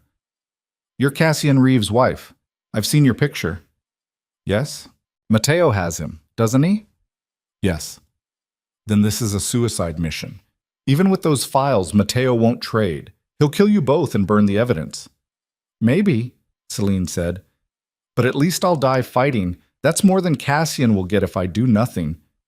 Vincent nodded slowly, something like respect flickering across his face. "Good luck, Mrs. Reeve. You're going to need it." He walked away, back to the other parents, back to the game, back to the fragile life he'd built on a foundation of secrets and violence. Celine stood there for another moment, watching his daughter play. 15 years old, laughing, alive, unaware that her father had just sacrificed everything to keep her that way. She wondered if the girl would ever know what her existence had cost. She wondered if it mattered. Then she turned and walked back to the SUV, the weight of Vincent's files heavy in her pocket, heavier still in her conscience. Mrs. Brennan looked up when she got in. "Did you get it?" "Yes." "And?" "And I need to make a call to Matteo Sarconi right now." The driver handed her a burner phone. Celine dialed the number Mrs. Brennan provided. Matteo answered on the second ring. "Mrs. Reeve," he said, sounding almost pleased. "I was beginning to think you didn't care about your husband." "I'm done running," Celine said, her voice cold and steady. "You want me? You can have me.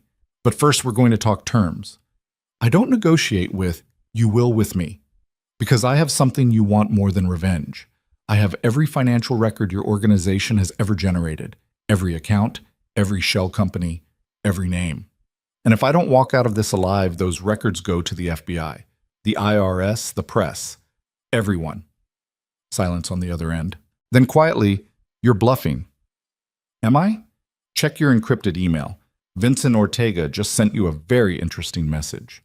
She could hear typing in the background, then a sharp intake of breath. How did you? "It doesn't matter how.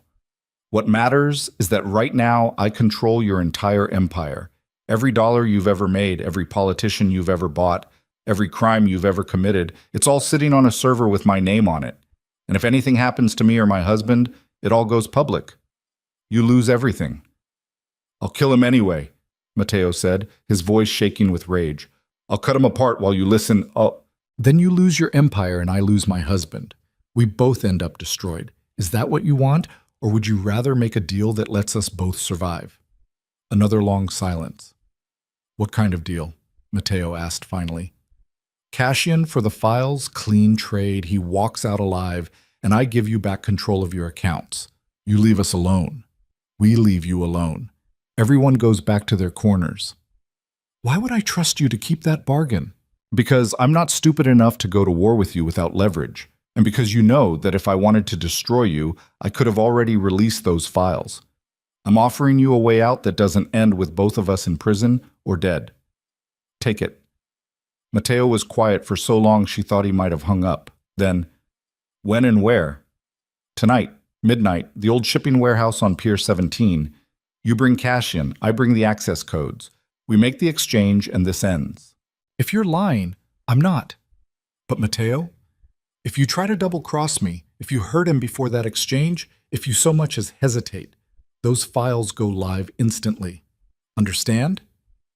"I understand." The line went dead. Celine set down the phone, her hand shaking again now that the adrenaline was fading. Mrs. Brennan stared at her. That was either brilliant or insane. Probably both.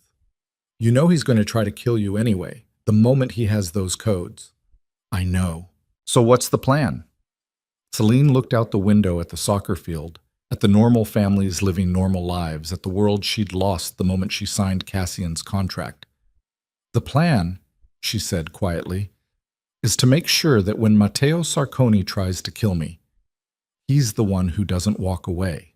They had 12 hours to prepare for a confrontation that would either save Cassian's life or end both of theirs. Celine spent the first 2 hours in a warehouse on the outskirts of Philadelphia that Mrs. Brennan's people had secured, empty except for folding tables, burner phones, and enough weapons to start a small war. The driver, whose name she still didn't know, turned out to be former Special Forces, and he walked her through the basics with the grim patience of someone who'd taught desperate people how to survive before. "You ever fire a gun?" he asked, setting a Glock 19 on the table between them. "No." "Good. Means you don't have bad habits to unlearn." He picked up the weapon, checked the chamber, then demonstrated the grip. 2 hands, firm but not rigid, arms extended, front sight focus. Squeeze the trigger, don't pull. The gun's going to kick. Let it. Don't fight it. Celine took the gun. It was heavier than she expected and colder. The weight of it felt wrong in her hands, like she was holding something that didn't belong to her. "I'm an architect," she said quietly. I build things. I don't destroy them. The driver's expression didn't change. Tonight you're going to do both. Now aim at that target and show me what you've got. She fired 6 rounds, missed the target completely 4 times. The other 2 hit the outer edge, nowhere near center mass. Again, the driver said. She fired until her hands ached, until the smell of gunpowder made her nauseous, until she could at least hit the target consistently, even if her grouping was terrible. It'll have to do, the driver said finally. You're not going to outshoot Mateo's people anyway. The gun's just there to buy you seconds. Use them wisely. Mrs. Brennan appeared in the doorway. We have a problem. Celine set down the gun. What kind of problem? Mateo's moving the meeting, not Pier 17. Says it's too exposed. He wants neutral ground, somewhere he controls. Where? The old Mercy Hospital, abandoned since the 90s, north side. He owns the property through a shell company. It's a maze inside, 6 floors, multiple wings, dozens of rooms. Perfect place for an ambush. Celine's stomach dropped. So he's planning to kill us. Of course he is. The question is whether we're smart enough to kill him first. How many men will he bring? Unknown. Could be 10, could be 50. We won't know until we're inside. And how many do we have? Mrs. Brennan's expression was grim. 4, including you. I called in everyone who owed Mr. Reeve favors. Most of them are too afraid of the Sarkonis to move. The ones who aren't are scattered across 3 states. We couldn't get them here in time. 4 people against Matteo Sarconi's entire organization. The math was impossible. Celine looked at the gun on the table, then at Mrs. Brennan. Tell me the truth. What are our actual chances? Of getting Mr. Reeve out alive? 20%, maybe less. And of getting out alive ourselves? Don't ask questions you don't want answered. Celine sat down hard on a folding chair. Her hands were shaking again. Not from fear, though there was plenty of that, but from exhaustion. She'd been awake for over 30 hours. Her body was running on adrenaline and coffee and the kind of desperate energy that kept people moving long after they should have collapsed. There has to be another way, she said. Some angle we're not seeing.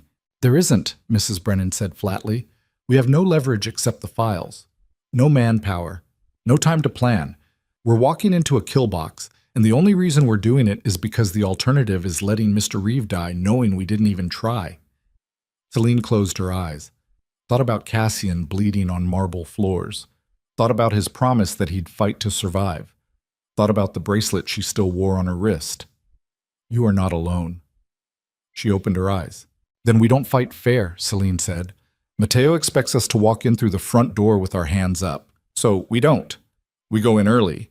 We set the trap before he does. We turn his kill box into ours. The driver looked at Mrs. Brennan. I like her. She's insane, Mrs. Brennan said, but there was something like approval in her voice. What did you have in mind, Miss Yates?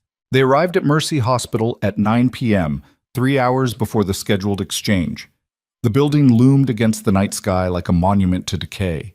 6 stories of broken windows, graffitied walls, and structural rot. The main entrance was chained shut, but the driver found a service door on the east side that had been forced open years ago by squatters or scavengers. Inside, the hospital was a tomb. Moonlight filtered through shattered windows, casting everything in shades of gray. Old gurneys sat abandoned in hallways. Medical equipment rusted in corners. The walls were covered in peeling paint and black mold. Somewhere deep in the building, water dripped with metronomic persistence. 6 floors, Mrs. Brennan whispered, her voice barely audible. Matteo will want high ground.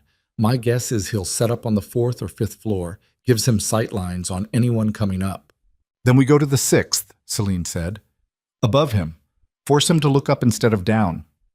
They moved through the building like ghosts, the driver taking point with a suppressed pistol, Mrs. Brennan covering the rear.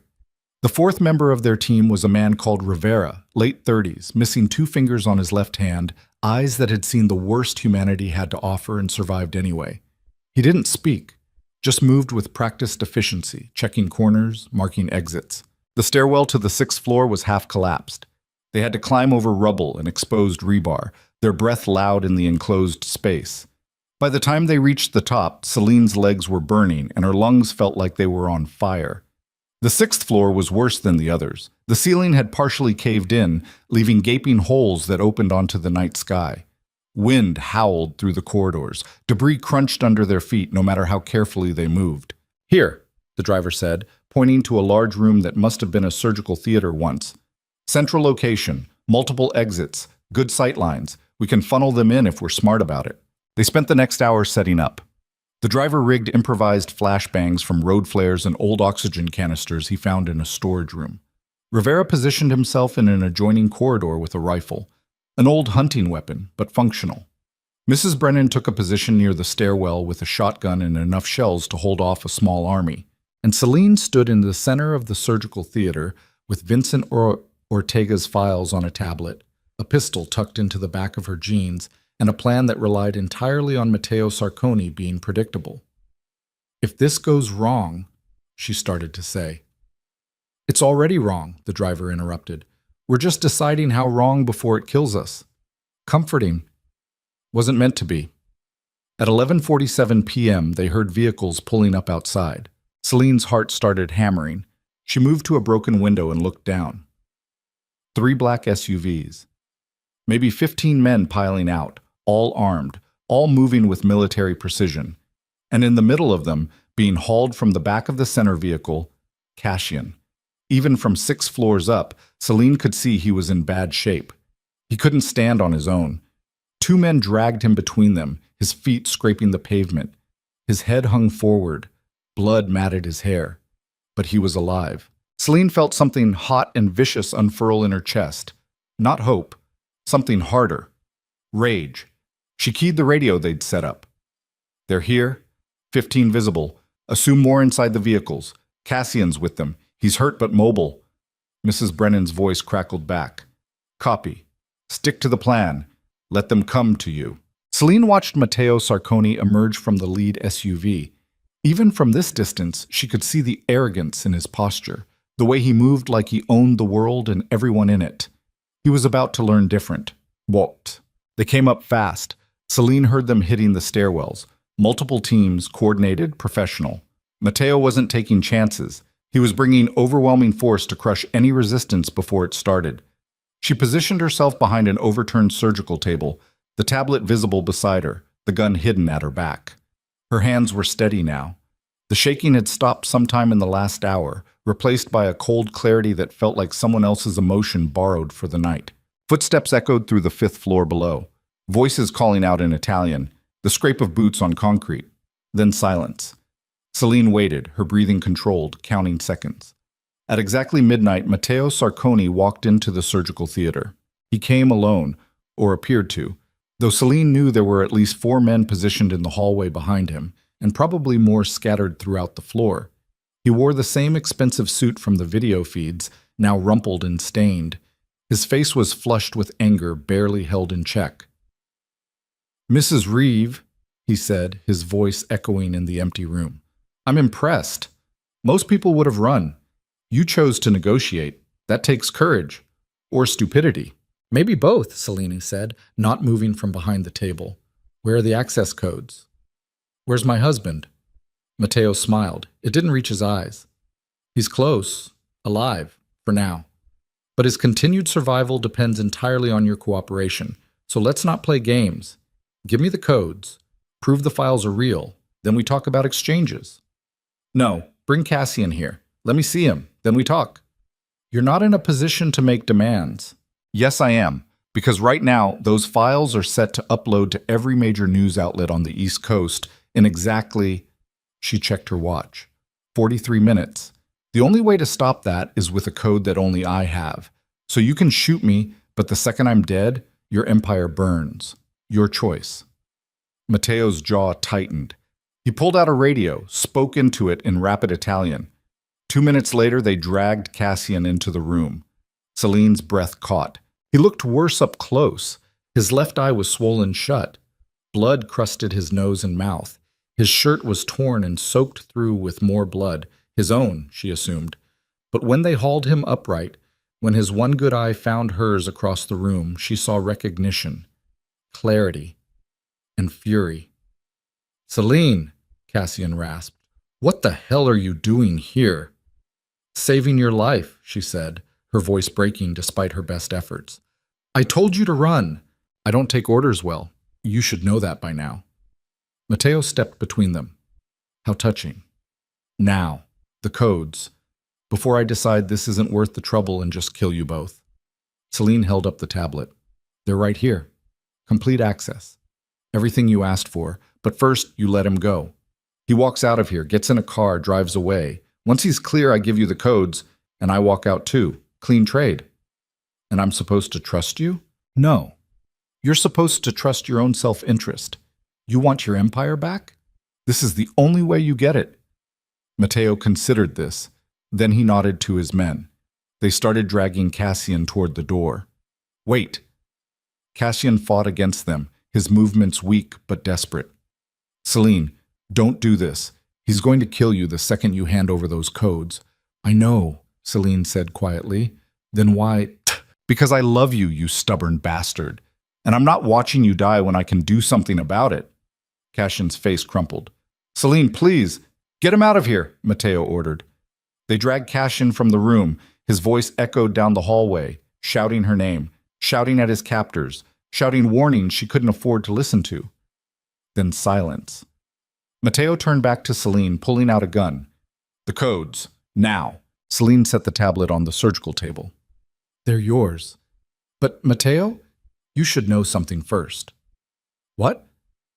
Vincent Ortega's files weren't the only insurance I took out. Mateo's eyes narrowed. What are you talking about? I'm talking about the fact that every word we've said in the last 5 minutes has been broadcast live to a secure server. Video, audio, you admitting to kidnapping, to torture, to murder, all of it recorded, all of it time-stamped, all of it ready to go to the feds if I don't enter a code in the next 30 minutes. Mateo's face went white. You're bluffing. Am I? Check your phone. I just sent you a link. Watch the playback. Mateo pulled out his phone with shaking hands, pulled up the link. His expression shifted from disbelief to rage in seconds. You manipulative little... I learned from the best, Celine said. You wanted to play games? Congratulations. You just lost. Mateo raised his gun. Celine dove behind the surgical table as he fired. The bullet sparked off metal inches from her head. She rolled, came up with her own gun, fired twice. Both shots went wide, but close enough to make Mateo duck for cover. Then all hell broke loose.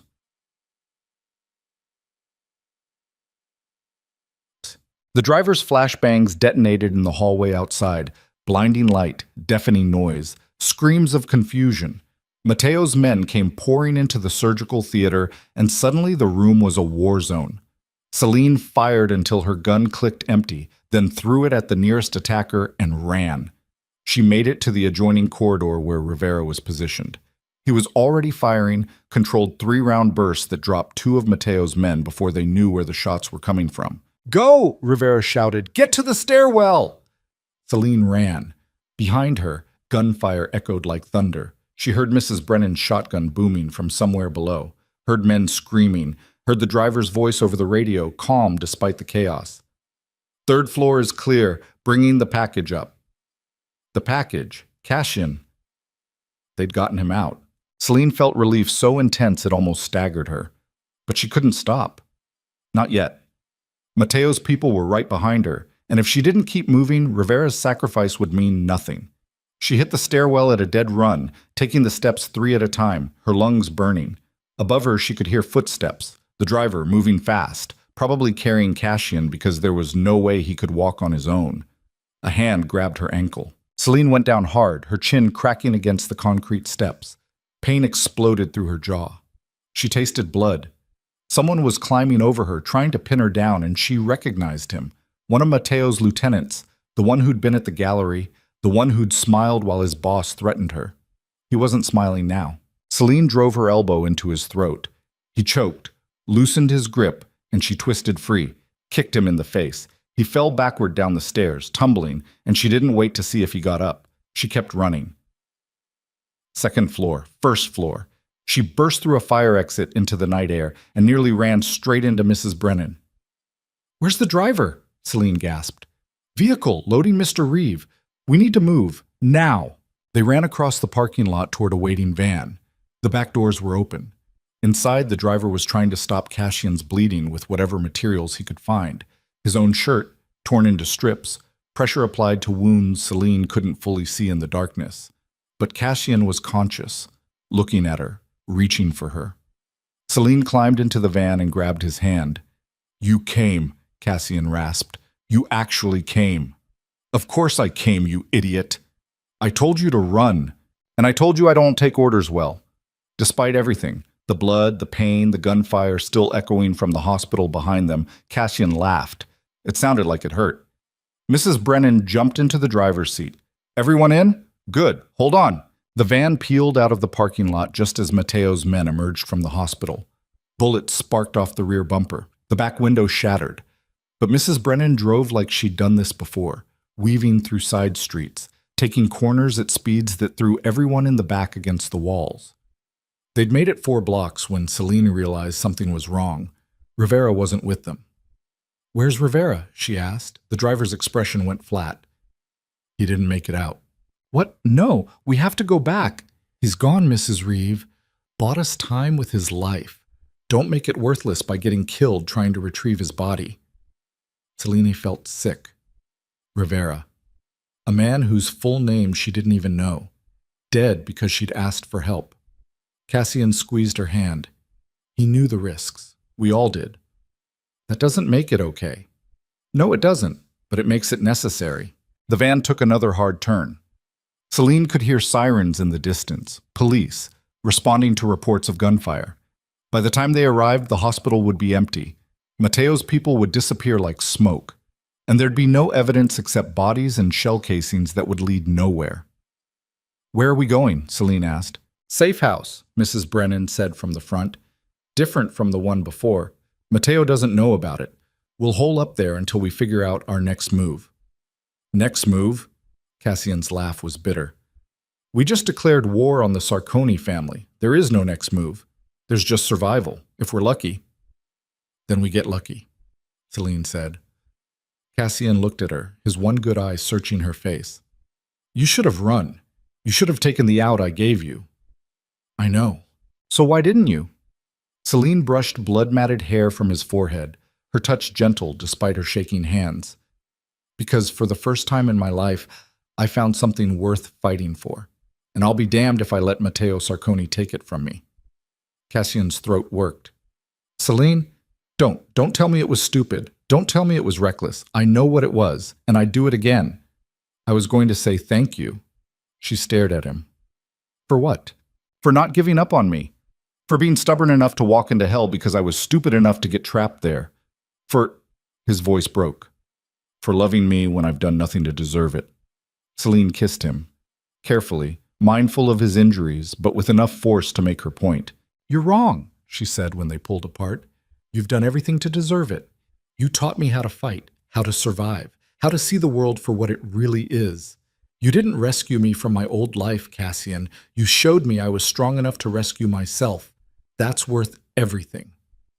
The van's tires screeched as Mrs. Brennan took another turn. They were out of the city now, heading north on back roads that wound through empty farmland. The sirens had faded behind them. For the first time in hours, Celine allowed herself to breathe. They'd survived. Barely, but survived nonetheless. Asit. The safe house was a hunting cabin 40 miles north of the city, isolated, off-grid, surrounded by dense forest. They arrived just before dawn, the sky turning gray at the edges, birds starting their morning songs like the world wasn't on fire. The driver helped Cassian inside while Mrs. Brennan secured the perimeter. Celine followed them into the cabin, exhaustion finally catching up with her now that the adrenaline was fading. The interior was Spartan. One main room with a wood stove, a small kitchen, 2 bedrooms barely big enough for the beds they contained. But it was warm and dry, and most importantly, safe. The driver laid Cassian on one of the beds and started a proper assessment of his injuries. Celine hovered in the doorway, watching as he cut away Cassian's ruined shirt, revealing the full extent of the damage. Bruises everywhere, cuts that would need stitches, burns on his wrists from being tied too long. Broken ribs, probably. Maybe worse. But alive. "How bad?" Cassian asked the driver. "You'll live, but you need a hospital." Can't risk it. Mateo will have people watching every ER in the state. Then you're going to heal slow and hurt like hell. I can stitch the cuts, wrap the ribs, give you something for the pain, but that's the best I can do without proper equipment. Do it. The driver worked methodically while Cassian gritted his teeth against the pain. Celine wanted to help, but she didn't know how, so she just stood there, feeling useless, until Mrs. Brennan appeared in the doorway. Mrs. Reeve, we need to talk. Celine followed her out to the main room. Mrs. Brennan's face was grim. What? Celine asked. I just got word from my contacts in the city. Mateo's putting a bounty out. $2 million, $1 million for you, $1 million for Mr. Reeve, dead or alive. Celine felt the floor tilt beneath her. $2 million? Every criminal organization on the East Coast is going to be hunting you. Every desperate person with a gun and a dream. You're not safe anywhere. So what do? We disappear completely. New identities, new lives. Mr. Reeve has resources stashed for exactly this scenario. We use them. We go underground so deep even Mateo can't find us. And then what? We hide forever? Mrs. Brennan's expression was unreadable. That's the only option that ends with both of you alive. Celine looked toward the bedroom where Cassian was being stitched back together. Thought about everything they'd survived in the last 24 hours. Everything they'd lost. Rivera. The estate. Cassian's empire. Her firm. Every piece of the lives they'd built. All of it gone. Burned away in one night of violence that could have been avoided if she'd just taken the out Cassian had offered. If she'd just run. But she hadn't, and now they were both paying the price. How long do we have before Mateo finds this place? Celine asked. Unknown. Could be days, could be hours. I've covered our tracks, but Mateo has resources too. It's only a matter of time. Then we need to move fast, get new identities, disappear before... The window exploded inward. Celine hit the ground on instinct, her ears ringing from the gunshot. Glass rained down around her. She looked up and saw a hole in the wall where her head had been 2 seconds earlier. Sniper, Mrs. Brennan shouted. Get down! Another shot. Wood splintered. Mrs. Brennan returned fire through the broken window, her face set in grim determination. The driver appeared from the bedroom, Cassian's blood still on his hands, rifle already in position. How many? At least one, maybe more. They're in the tree line. We need to move. This position's compromised. Move where? Celine demanded. We're surrounded by forest. They'll pick us off the second we step outside. Mrs. Brennan grabbed her arm.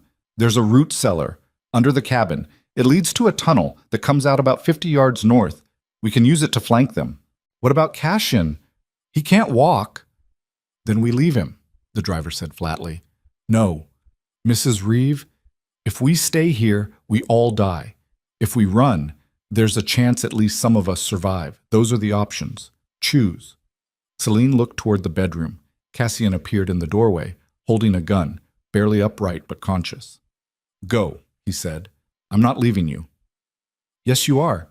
You've saved my life twice in one night. I'm not letting you throw yours away because of misplaced loyalty. It's not misplaced. Celine. Cassian's voice was sharp, final. The voice of a man who'd spent years making impossible decisions and living with the consequences. I need you to survive this. I need you to walk out of here and build the life we talked about. The one where we don't spend every day waiting for a bullet. Can you do that for me? Tears burned her eyes. Not without you. Another gunshot, this one closer. They were advancing. You don't have a choice, Cassian said. Mrs. Brennan, get her out. That's an order. Mrs. Brennan grabbed Celine's arm. We're leaving, now! Celine struggled, tried to break free, but Mrs. Brennan was stronger and more desperate. She dragged Celine toward the kitchen, toward a trapdoor she hadn't noticed before, while the driver laid down covering fire. Cassian! Celine screamed. He didn't answer. Mrs. Brennan shoved her down into the darkness of the root cellar. The tunnel was narrow, dirt walls, barely tall enough to crawl through. Celine could hear gunfire above them, could hear the cabin being torn apart by bullets. And she heard Cassian's voice, one last time, distorted by distance and earth. I love you. Remember that. Then Mrs. Brennan was pulling her forward, deeper into the tunnel, away from the man she'd fought so hard to save, and Celine realized with soul-crushing certainty that some battles couldn't be won. Some people couldn't be saved, and sometimes love wasn't enough to keep death at bay. The tunnel smelled like earth and death. Celine crawled through darkness so complete she couldn't see her own hands, following the sound of Mrs. Brennan's breathing ahead of her, her palms scraping against dirt and roots that caught at her clothes like fingers trying to hold her back.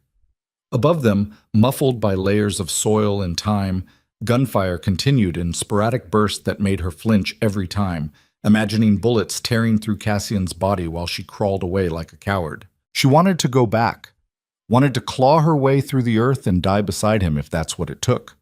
But Mrs. Brennan kept moving forward with relentless determination, and Celine's body followed even as her mind screamed at her to stop. The tunnel ended abruptly. Mrs. Brennan pushed aside a wooden grate and pulled herself up into cold morning air. Celine emerged behind her, gasping, covered in dirt, her eyes burning with tears she refused to let fall. They were in the forest, 50 yards from the cabin, just like Mrs. Brennan had said. Through the trees, Celine could see smoke rising from where the building was being systematically destroyed by whoever Mateo had sent. "We need to keep moving," Mrs. Brennan said, her voice flat and emotionless. "They'll sweep the area. If we're still here when they do—" "I'm going back," Celine said. No, you're not." "Yes, I am. I didn't come this far to abandon him now." Mrs. Brennan grabbed her shoulders, her grip iron hard. "Listen to me.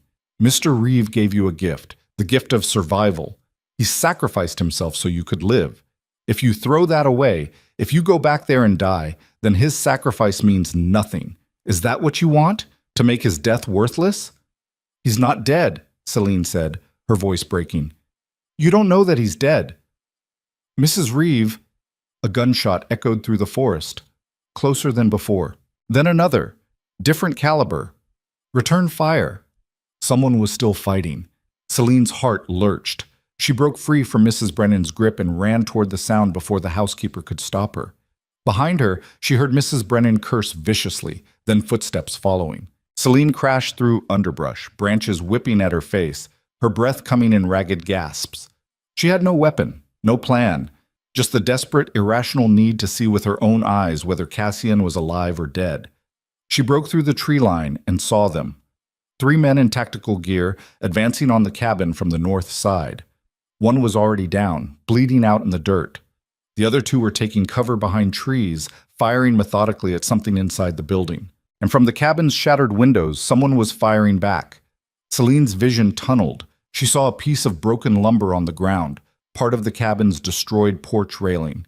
She picked it up without thinking, her hands wrapping around splintered wood like it was a weapon she'd trained with her whole life. Then she charged. The first man never saw her coming. She swung the lumber like a bat, caught him across the back of the head with every ounce of strength and rage she possessed. He went down hard, his rifle clattering away. The second man spun toward her, weapon rising. Mrs. Brennan shot him twice from the tree line. Center mass. Professional. The man dropped. Celine stood there, chest heaving, still holding the lumber, blood pounding in her ears so loud she could barely hear anything else. Then Cassian's voice, hoarse and disbelieving. "Celine?" She turned. He was in the doorway of the cabin, leaning heavily against the frame, his gun hanging loose in one hand. Blood soaked through the bandages the driver had applied. His face was ghost white, but he was standing, breathing, alive. Celine dropped the lumber and ran to him. She caught him as his legs gave out, taking his weight, even though it nearly drove her to her knees. He was shaking, from blood loss, from pain, from shock, but his arms came around her and held on like she was the only thing anchoring him to the world. "You came back," he rasped against her hair. "You insane, beautiful, reckless. You came back." "Of course I came back, you stubborn bastard." Celine was crying now, tears cutting tracks through the dirt on her face. "I told you I don't take orders well." "You're going to get yourself killed." "Then we'll die together. I'm done running, Cassian. I'm done hiding. If Mateo wants us dead, he's going to have to work for it." Cassian pulled back just enough to look at her, his one good eye searching her face. "There's no coming back from this. You understand that? Once we cross this line, once we stop running and start fighting, there's no going back to normal." "Normal died the night I signed your contract," Celine said. "I just didn't know it yet." Behind them, Mrs. Brennan was checking the bodies, securing weapons. We need to leave. Now. More will come. They always do. Where's the driver? Cassian asked. Mrs. Brennan's expression flickered, just for a second. He stayed at the cabin, held them off so we could get you out. He didn't make it. Celine felt the words like a punch. The driver, Rivera. 2 men dead in one night because she'd asked for help. How many more have to die? She asked quietly. As many as it takes, Cassian said. That's the price. That's always been the price. And I'm done asking good people to pay it for me. He straightened, grimacing with pain but forcing his body to obey. Mrs. Brennan, is the car where we left it? Half-mile east, hidden in the drainage culvert. Then that's where we're going. We get to the car, we get out of this county, and then... He paused. Then we end this. One way or another. How? Celine asked. Mateo has an army. We have... what? The 3 of us? We can't win this fight. No, Cassian agreed. Not with violence, but violence isn't the only weapon we have. They made it to the car, a nondescript sedan with Connecticut plates and enough cash in the trunk to start a new life somewhere far away. Mrs. Brennan drove while Cassian sat in the back with Celine, his head resting against the window, conserving what little strength he had left. Talk to me, Celine said, keeping her voice low. What's the plan? Cassian was quiet for a long moment, then, You still have Vincent Ortega's files? Yes, backed up on 3 different servers. Why? Because Mateo made a mistake when he declared war on us. He showed weakness. And in our world, weakness is blood in the water. Every rival family, every ambitious underboss, every enemy he's ever made, they're all watching to see how this ends. If we can expose him, if we can prove he's vulnerable, they'll tear him apart, Celine finished. Use his own world against him. Exactly. We don't need to kill Matteo Sarconi. We just need to destroy everything that makes him powerful. His money, his connections, his reputation. Strip all that away and he's just another angry man with a gun. Someone else will put him down for us. It was vicious, calculated.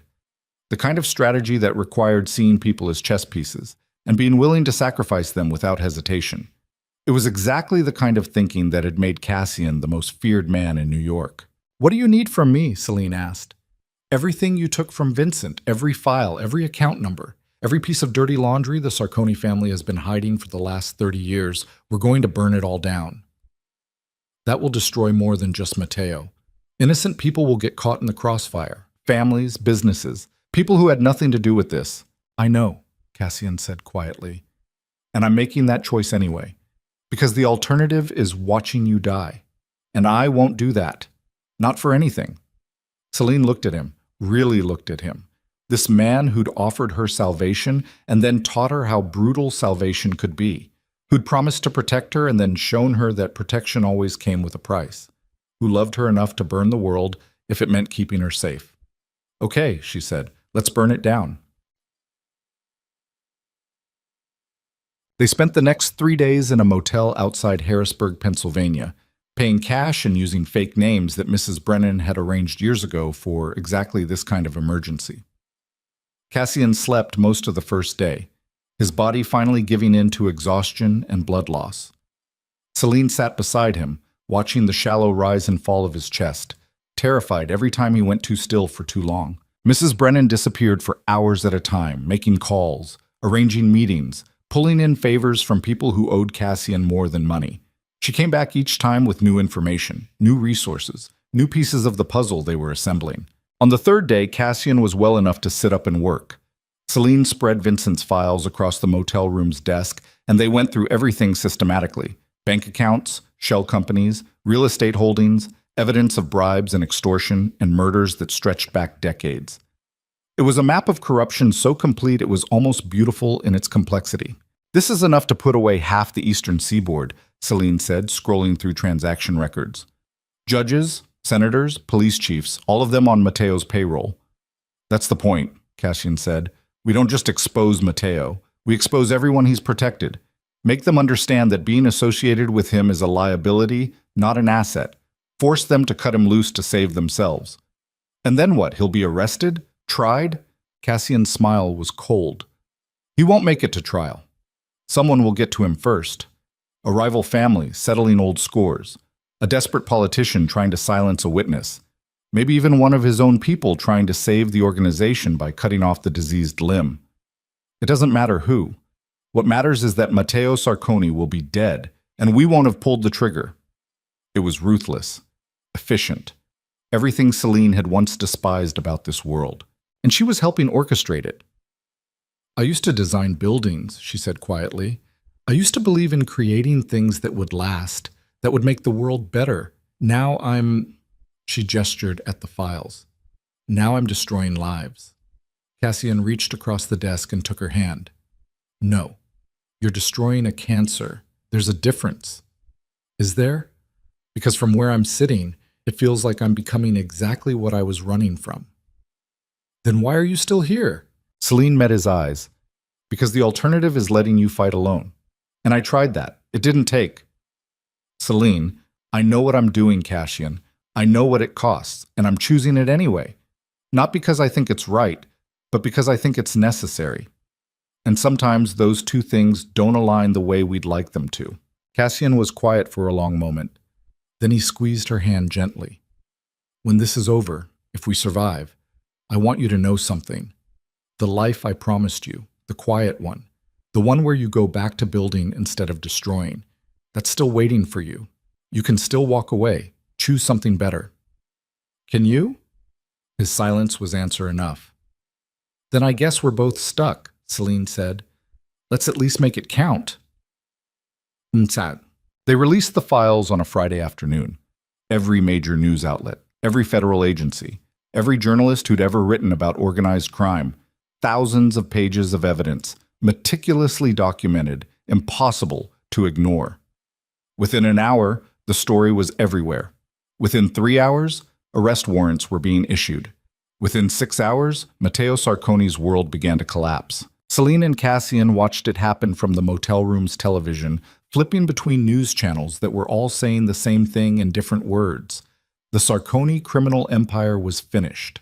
Decades of carefully constructed power, gone in an afternoon of revelations. Matteo's face appeared on screen, a photo from some charity gala, him smiling in a tuxedo like he was just another wealthy businessman.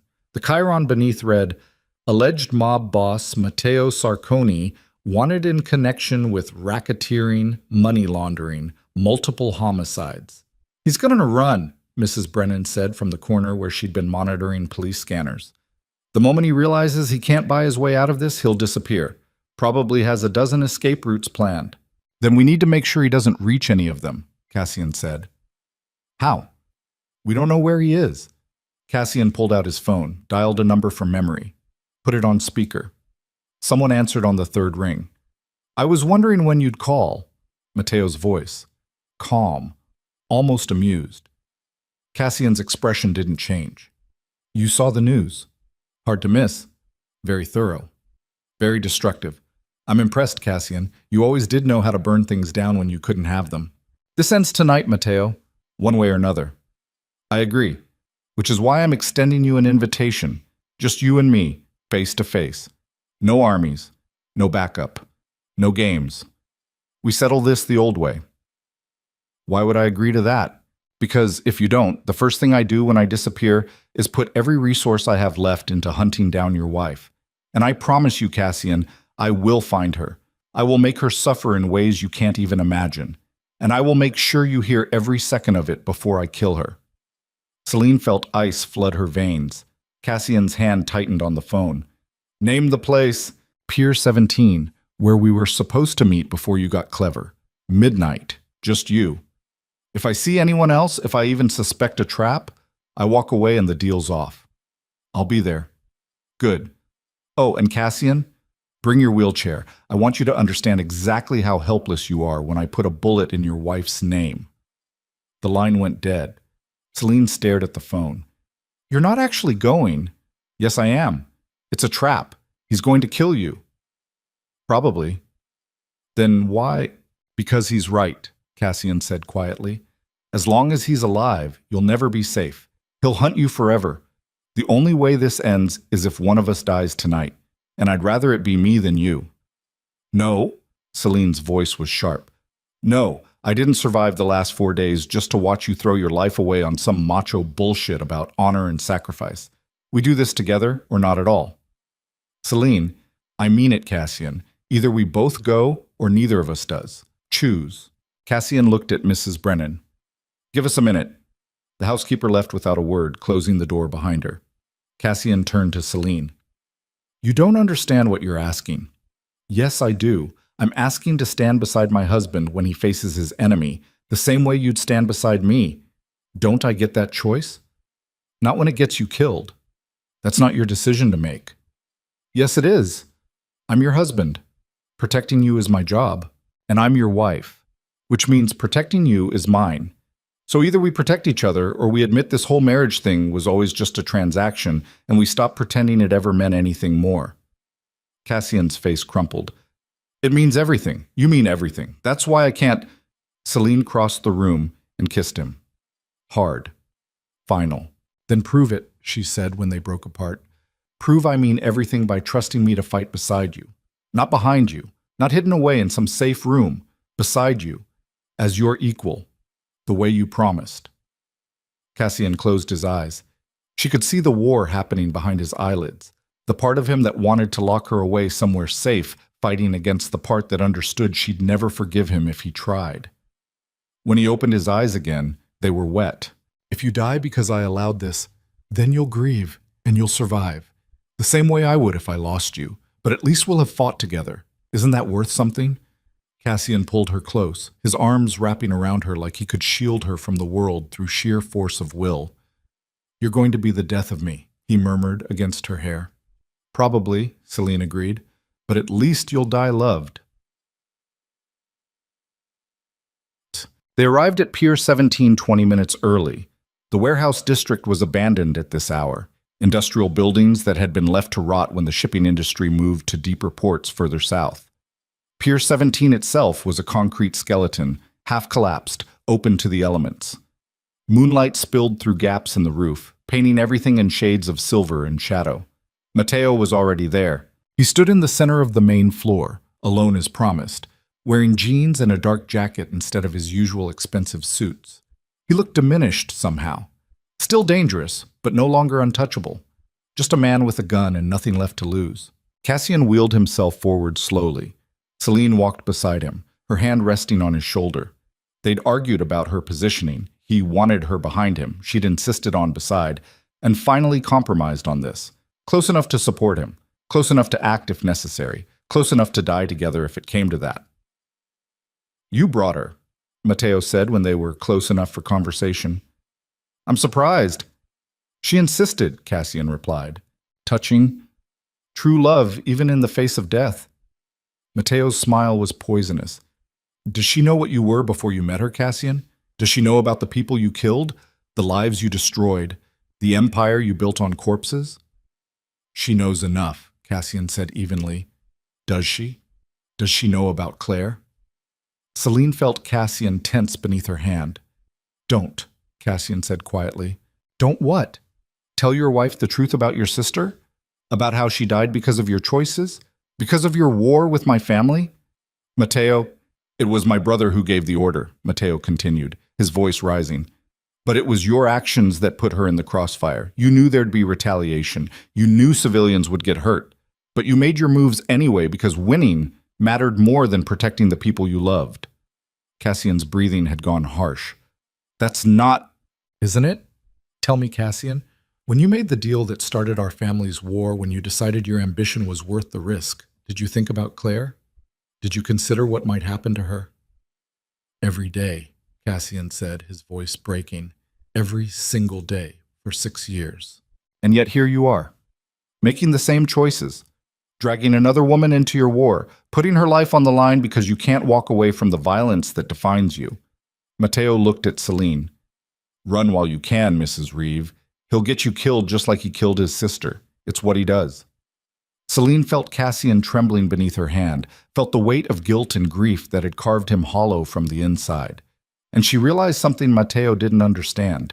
You're wrong, she said, stepping forward, away from Cassian, toward Matteo. You think Cassian dragged me into this. Like I'm some victim who didn't know better. But I chose this. Every step, every risk. I chose it because for the first time in my life, I found someone worth fighting for, someone worth dying for if it comes to that. Mateo's eyes narrowed. How noble.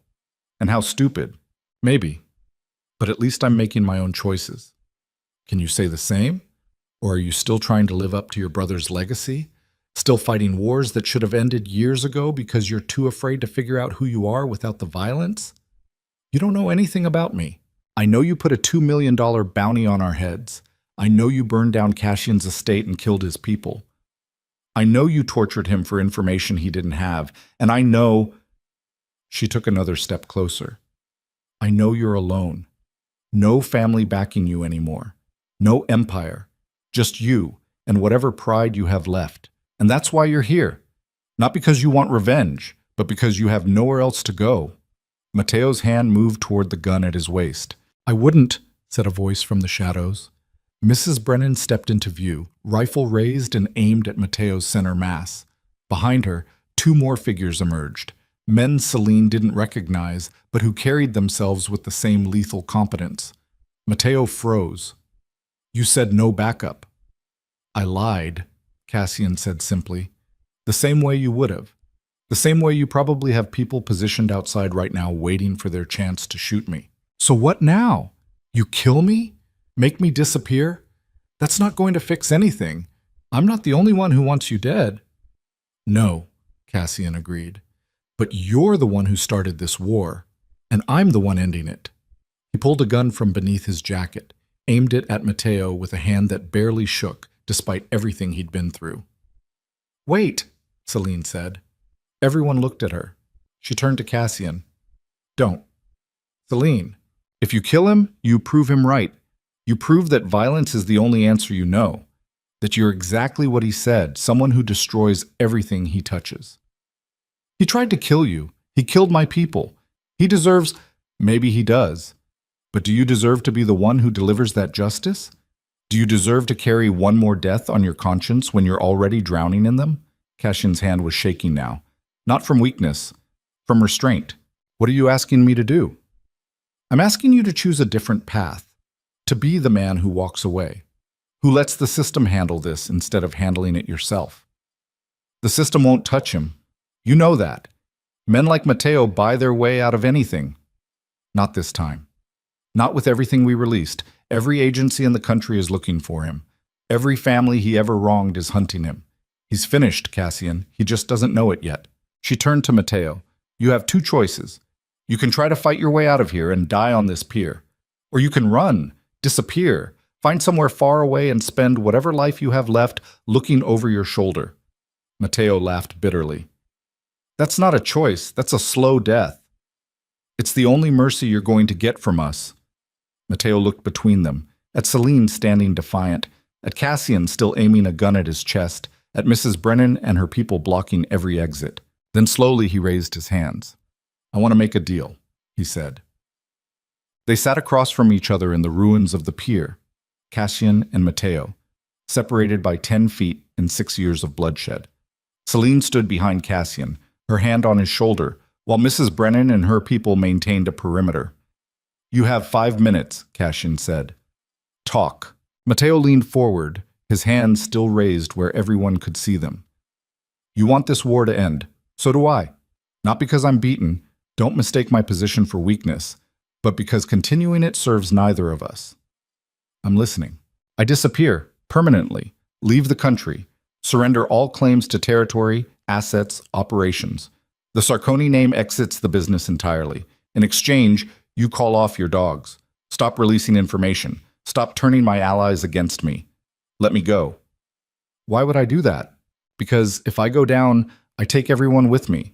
Every family, every organization, every dirty secret I know about your operations too, Cassian. You think you're clean because you've been playing legitimate businessman? I have evidence that says otherwise. Evidence that puts you in prison right next to me. Cassian's expression didn't change. Show me. Mateo pulled out his phone slowly, keeping his movements deliberate. Pulled up a file. Slid the phone across the concrete floor. Cassian picked it up. Read. His face went pale. Where did you get this? Doesn't matter. What matters is I have it. And if I don't check in every 12 hours, it gets released automatically. Same system you used against me. Mutually assured destruction. Celine looked at the phone over Cassian's shoulder. Transaction records. Offshore accounts. Evidence of crimes that predated their marriage, stretching back to when Cassian was still building his empire through methods he'd never told her about. Evidence that would destroy him as thoroughly as Vincent's files had destroyed Matteo. So we're at a stalemate, Cassian said finally. We are, which is why I'm proposing detente. You let me go. I let you live. We both walk away from this with our freedom intact. And the bounty on our heads? Cancelled the moment I leave the country. I'll even provide documentation of the cancellation, proof that anyone who comes after you does so without my sanction. Cassian set the phone down. I don't trust you. You don't have to. You just have to recognize that we're both out of moves. The only question is whether we destroy each other out of spite or walk away and survive. The silence stretched. Celine could feel Cassian's indecision radiating through her hand on his shoulder. Every instinct he'd honed over a lifetime of violence was screaming at him to take the shot, to end the threat permanently. But she'd asked him to choose a different path, and he was trying. She could feel him trying. 48 hours, Cassian said finally. You have 48 hours to leave the country. If I see you, hear from you, or find evidence you're operating anywhere on this continent, the deal's off, and I release everything I have. Understood? Matteo nodded slowly. Understood. And Matteo, if you ever come back, I won't. You have my word. Your word means nothing to me, but your self-interest does. So remember this. The moment you set foot on American soil again, you become a dead man. Not because I'll kill you, but because every enemy you've ever made will know you're vulnerable, and they'll tear you apart before you can take 3 steps. Matteo stood slowly, his hands still raised, back toward the exit. At the doorway, he paused. For what it's worth, he said quietly, I'm sorry about your sister, about Claire. That wasn't supposed to happen. Cassian's hand tightened on the armrest of his wheelchair. Get out, before I change my mind. Matteo left. They listened to his footsteps fade, then the sound of a car starting, then nothing. Mrs. Brennan lowered her rifle. He'll be back. Men like him always come back. Maybe, Cassian said, but not for a long time, and by then, we'll be ready. He looked up at Celine. Or we'll be gone, living somewhere he can't find us, building the life I promised you. Celine knelt beside his wheelchair so they were eye level. You kept your promise. You survived. That's all I asked for. I almost didn't. If you hadn't come back, but I did. And you're here, and we're alive. That's enough. Cassian cupped her face in his hands. I love you, and I'm sorry for dragging you into this, for everything you've lost because of me. I haven't lost anything that mattered, Celine said. The firm was just a firm. The apartment was just walls. All of it can be rebuilt. But you... Her voice broke. You can't be rebuilt. So stop apologizing for surviving and just be here with me. He kissed her, soft, reverent, like she was something precious he'd almost lost and couldn't quite believe he still had. When they finally pulled apart, Mrs. Brennan cleared her throat. So what now? The housekeeper asked. Where do we go from here? Cassian looked at Celine. That's not my decision anymore. It's ours. Celine thought about the life she'd had before she signed his contract. The normal, predictable existence of an architect trying to build a career. The loneliness she'd barely acknowledged. The sense that she was moving through life without ever really living it. Then she thought about the woman she'd become in the months since. Harder, sharper. Someone who'd learned to fight not just for survival, but for the people she loved. Someone who'd walked into hell and dragged her husband out by sheer force of will. She didn't know if that woman was better or worse than who she'd been before. But she knew she wasn't going back. We disappear for a while, Celine said. Somewhere quiet. Somewhere we can heal without looking over our shoulders every 5 minutes. And then, she paused. Then we figure out who we are when we're not fighting for our lives. And if we don't like who we find, Celine smiled, then we'll deal with it together, like everything else. They left New York 3 days later. The estate was gone, burned to its foundation. The legitimate businesses Cassian had built were transferred to trustees who would manage them until he decided whether to return or sell them off entirely. Bank accounts were consolidated, assets liquidated, and everything converted into forms of wealth that could move across borders without leaving trails. Celine's architecture firm was harder to let go. She'd built it from nothing twice. Once before the betrayal that destroyed her. Once after Cassian had given her the resources to try again. But in the end, it was just a business. The work could be done anywhere, and the clients who really mattered would find her eventually, no matter where she went. Mrs. Brennan arranged everything. New identities, travel documents, a destination so remote that even Mateo's connections couldn't reach them. They left on a Tuesday morning, in a car with rental plates and enough cash to start over, driving south with no particular timeline and no one chasing them for the first time in months. Cassian sat in the passenger seat, watching the city disappear in the rearview mirror. His ribs were still taped. His face still bore the bruises from Mateo's interrogation, but he was healing, slowly, stubbornly. "Do you regret it?" Celine asked, keeping her eyes on the road. "Any of it? The violence? The empire? The choices I made that got people killed?" "All of it." Cassian was quiet for a long time. "I regret Claire. I regret that I wasn't smart enough or fast enough to protect her. I regret every person who died because I was too arrogant to see the consequences coming. But I don't regret meeting you. I don't regret the contract that brought you into my life. And I don't regret fighting to keep you when every rational part of me knew I should let you go." Celine reached across the console and took his hand. "Good, because I don't regret any of it either. Not the fear, not the violence, not the impossible choices. It's all part of how we got here. And here," she glanced at him, "here isn't so bad. We're running from a mob boss with nothing left to lose. Every law enforcement agency in the country probably has questions for us, and we're driving toward an uncertain future with no guarantee we'll survive the next year." "I know. Isn't it perfect?" Despite everything, the pain, the exhaustion, the weight of their shared history, Cassian laughed. It was the best sound Celine had heard in weeks. They drove for 2 days, sleeping in anonymous motels and eating at diners where no one asked questions. Somewhere in Virginia, Cassian's burner phone rang. Mrs. Brennan's voice. "Matteo Sarconi was spotted boarding a flight to Bucharest. He's gone. The bounty's been officially canceled. You're clear." "Any indication he's planning to return?" "None. Every indication is he's staying gone. Interpol's watching him, but he's not their priority, and you're not worth the risk to him anymore." "Good. There's one more thing. Detective Chen, the one who questioned Mrs. Reeve, he was found dead this morning. Apparent suicide." Cassian's expression didn't change.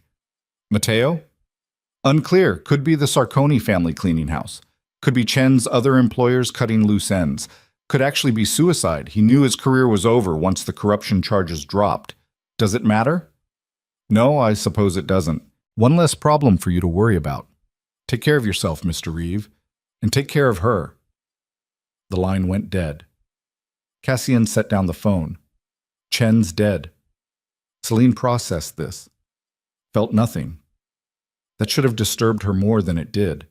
A year ago, hearing that someone had died, even someone who'd threatened her, would have shaken her for days. Now, it was just information. "Are we bad people?"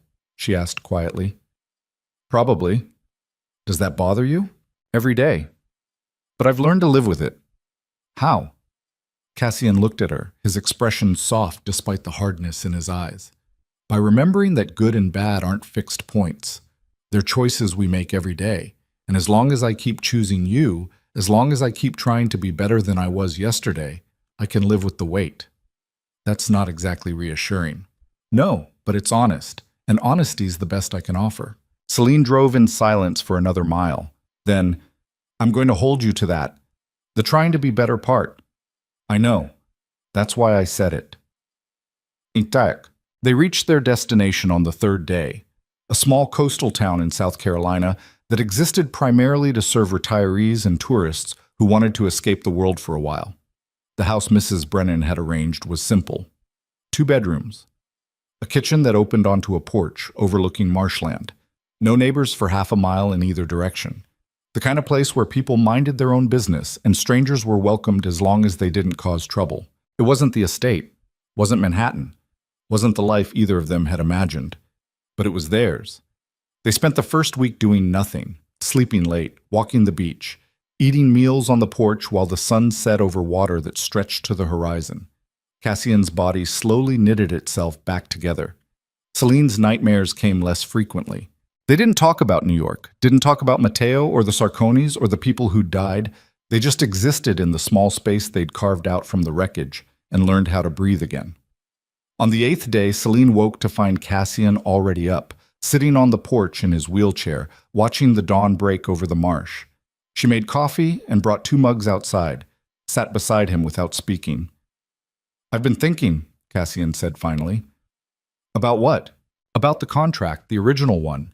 18 months, no love, absolute loyalty." Celine's chest tightened. "What about it?" "It expired 4 months ago, while we were running, while we were fighting. I never renewed it because—" He paused. "Because somewhere along the way, it stopped being a contract and became something real. But we never actually addressed that, never made it official." "What are you saying?" Cassian turned his wheelchair to face her, reached into his pocket and pulled out a small box. Celine's breath caught. He opened it. Inside was a ring, not the expensive one from their fake wedding, something simpler. A single diamond set in platinum, elegant without being ostentatious. "I'm saying," Cassian continued, his voice rough with emotion, "that I want to ask you properly this time. Not because I need a wife for appearances, not because I'm buying your loyalty, but because I love you. Because you're the only person who's ever seen the worst parts of me and chosen to stay anyway." He took her hand. "Celine Vale, will you marry me? For real this time. No contract, no expiration date. Just you and me and whatever life we can build from here." Celine was crying. When had she started crying? "Yes," she said. "Yes, you idiot. Of course, yes." Cassian slipped the ring onto her finger, her left hand this time, where it belonged. It fit perfectly. They sat there on the porch as the sun rose, holding hands, watching the world wake up around them. And for the first time in months, maybe years, Celine felt something that wasn't fear or rage or desperate determination. She felt peace. They got married 6 weeks later. Not in a garden surrounded by lawyers and photographers. In a small courthouse in Charleston with Mrs. Brennan as their witness, and a judge who didn't ask questions about why the groom was in a wheelchair or why the bride had scars on her hands that looked like they'd come from something more violent than architecture. Celine wore a simple white dress. Cassian wore a dark suit.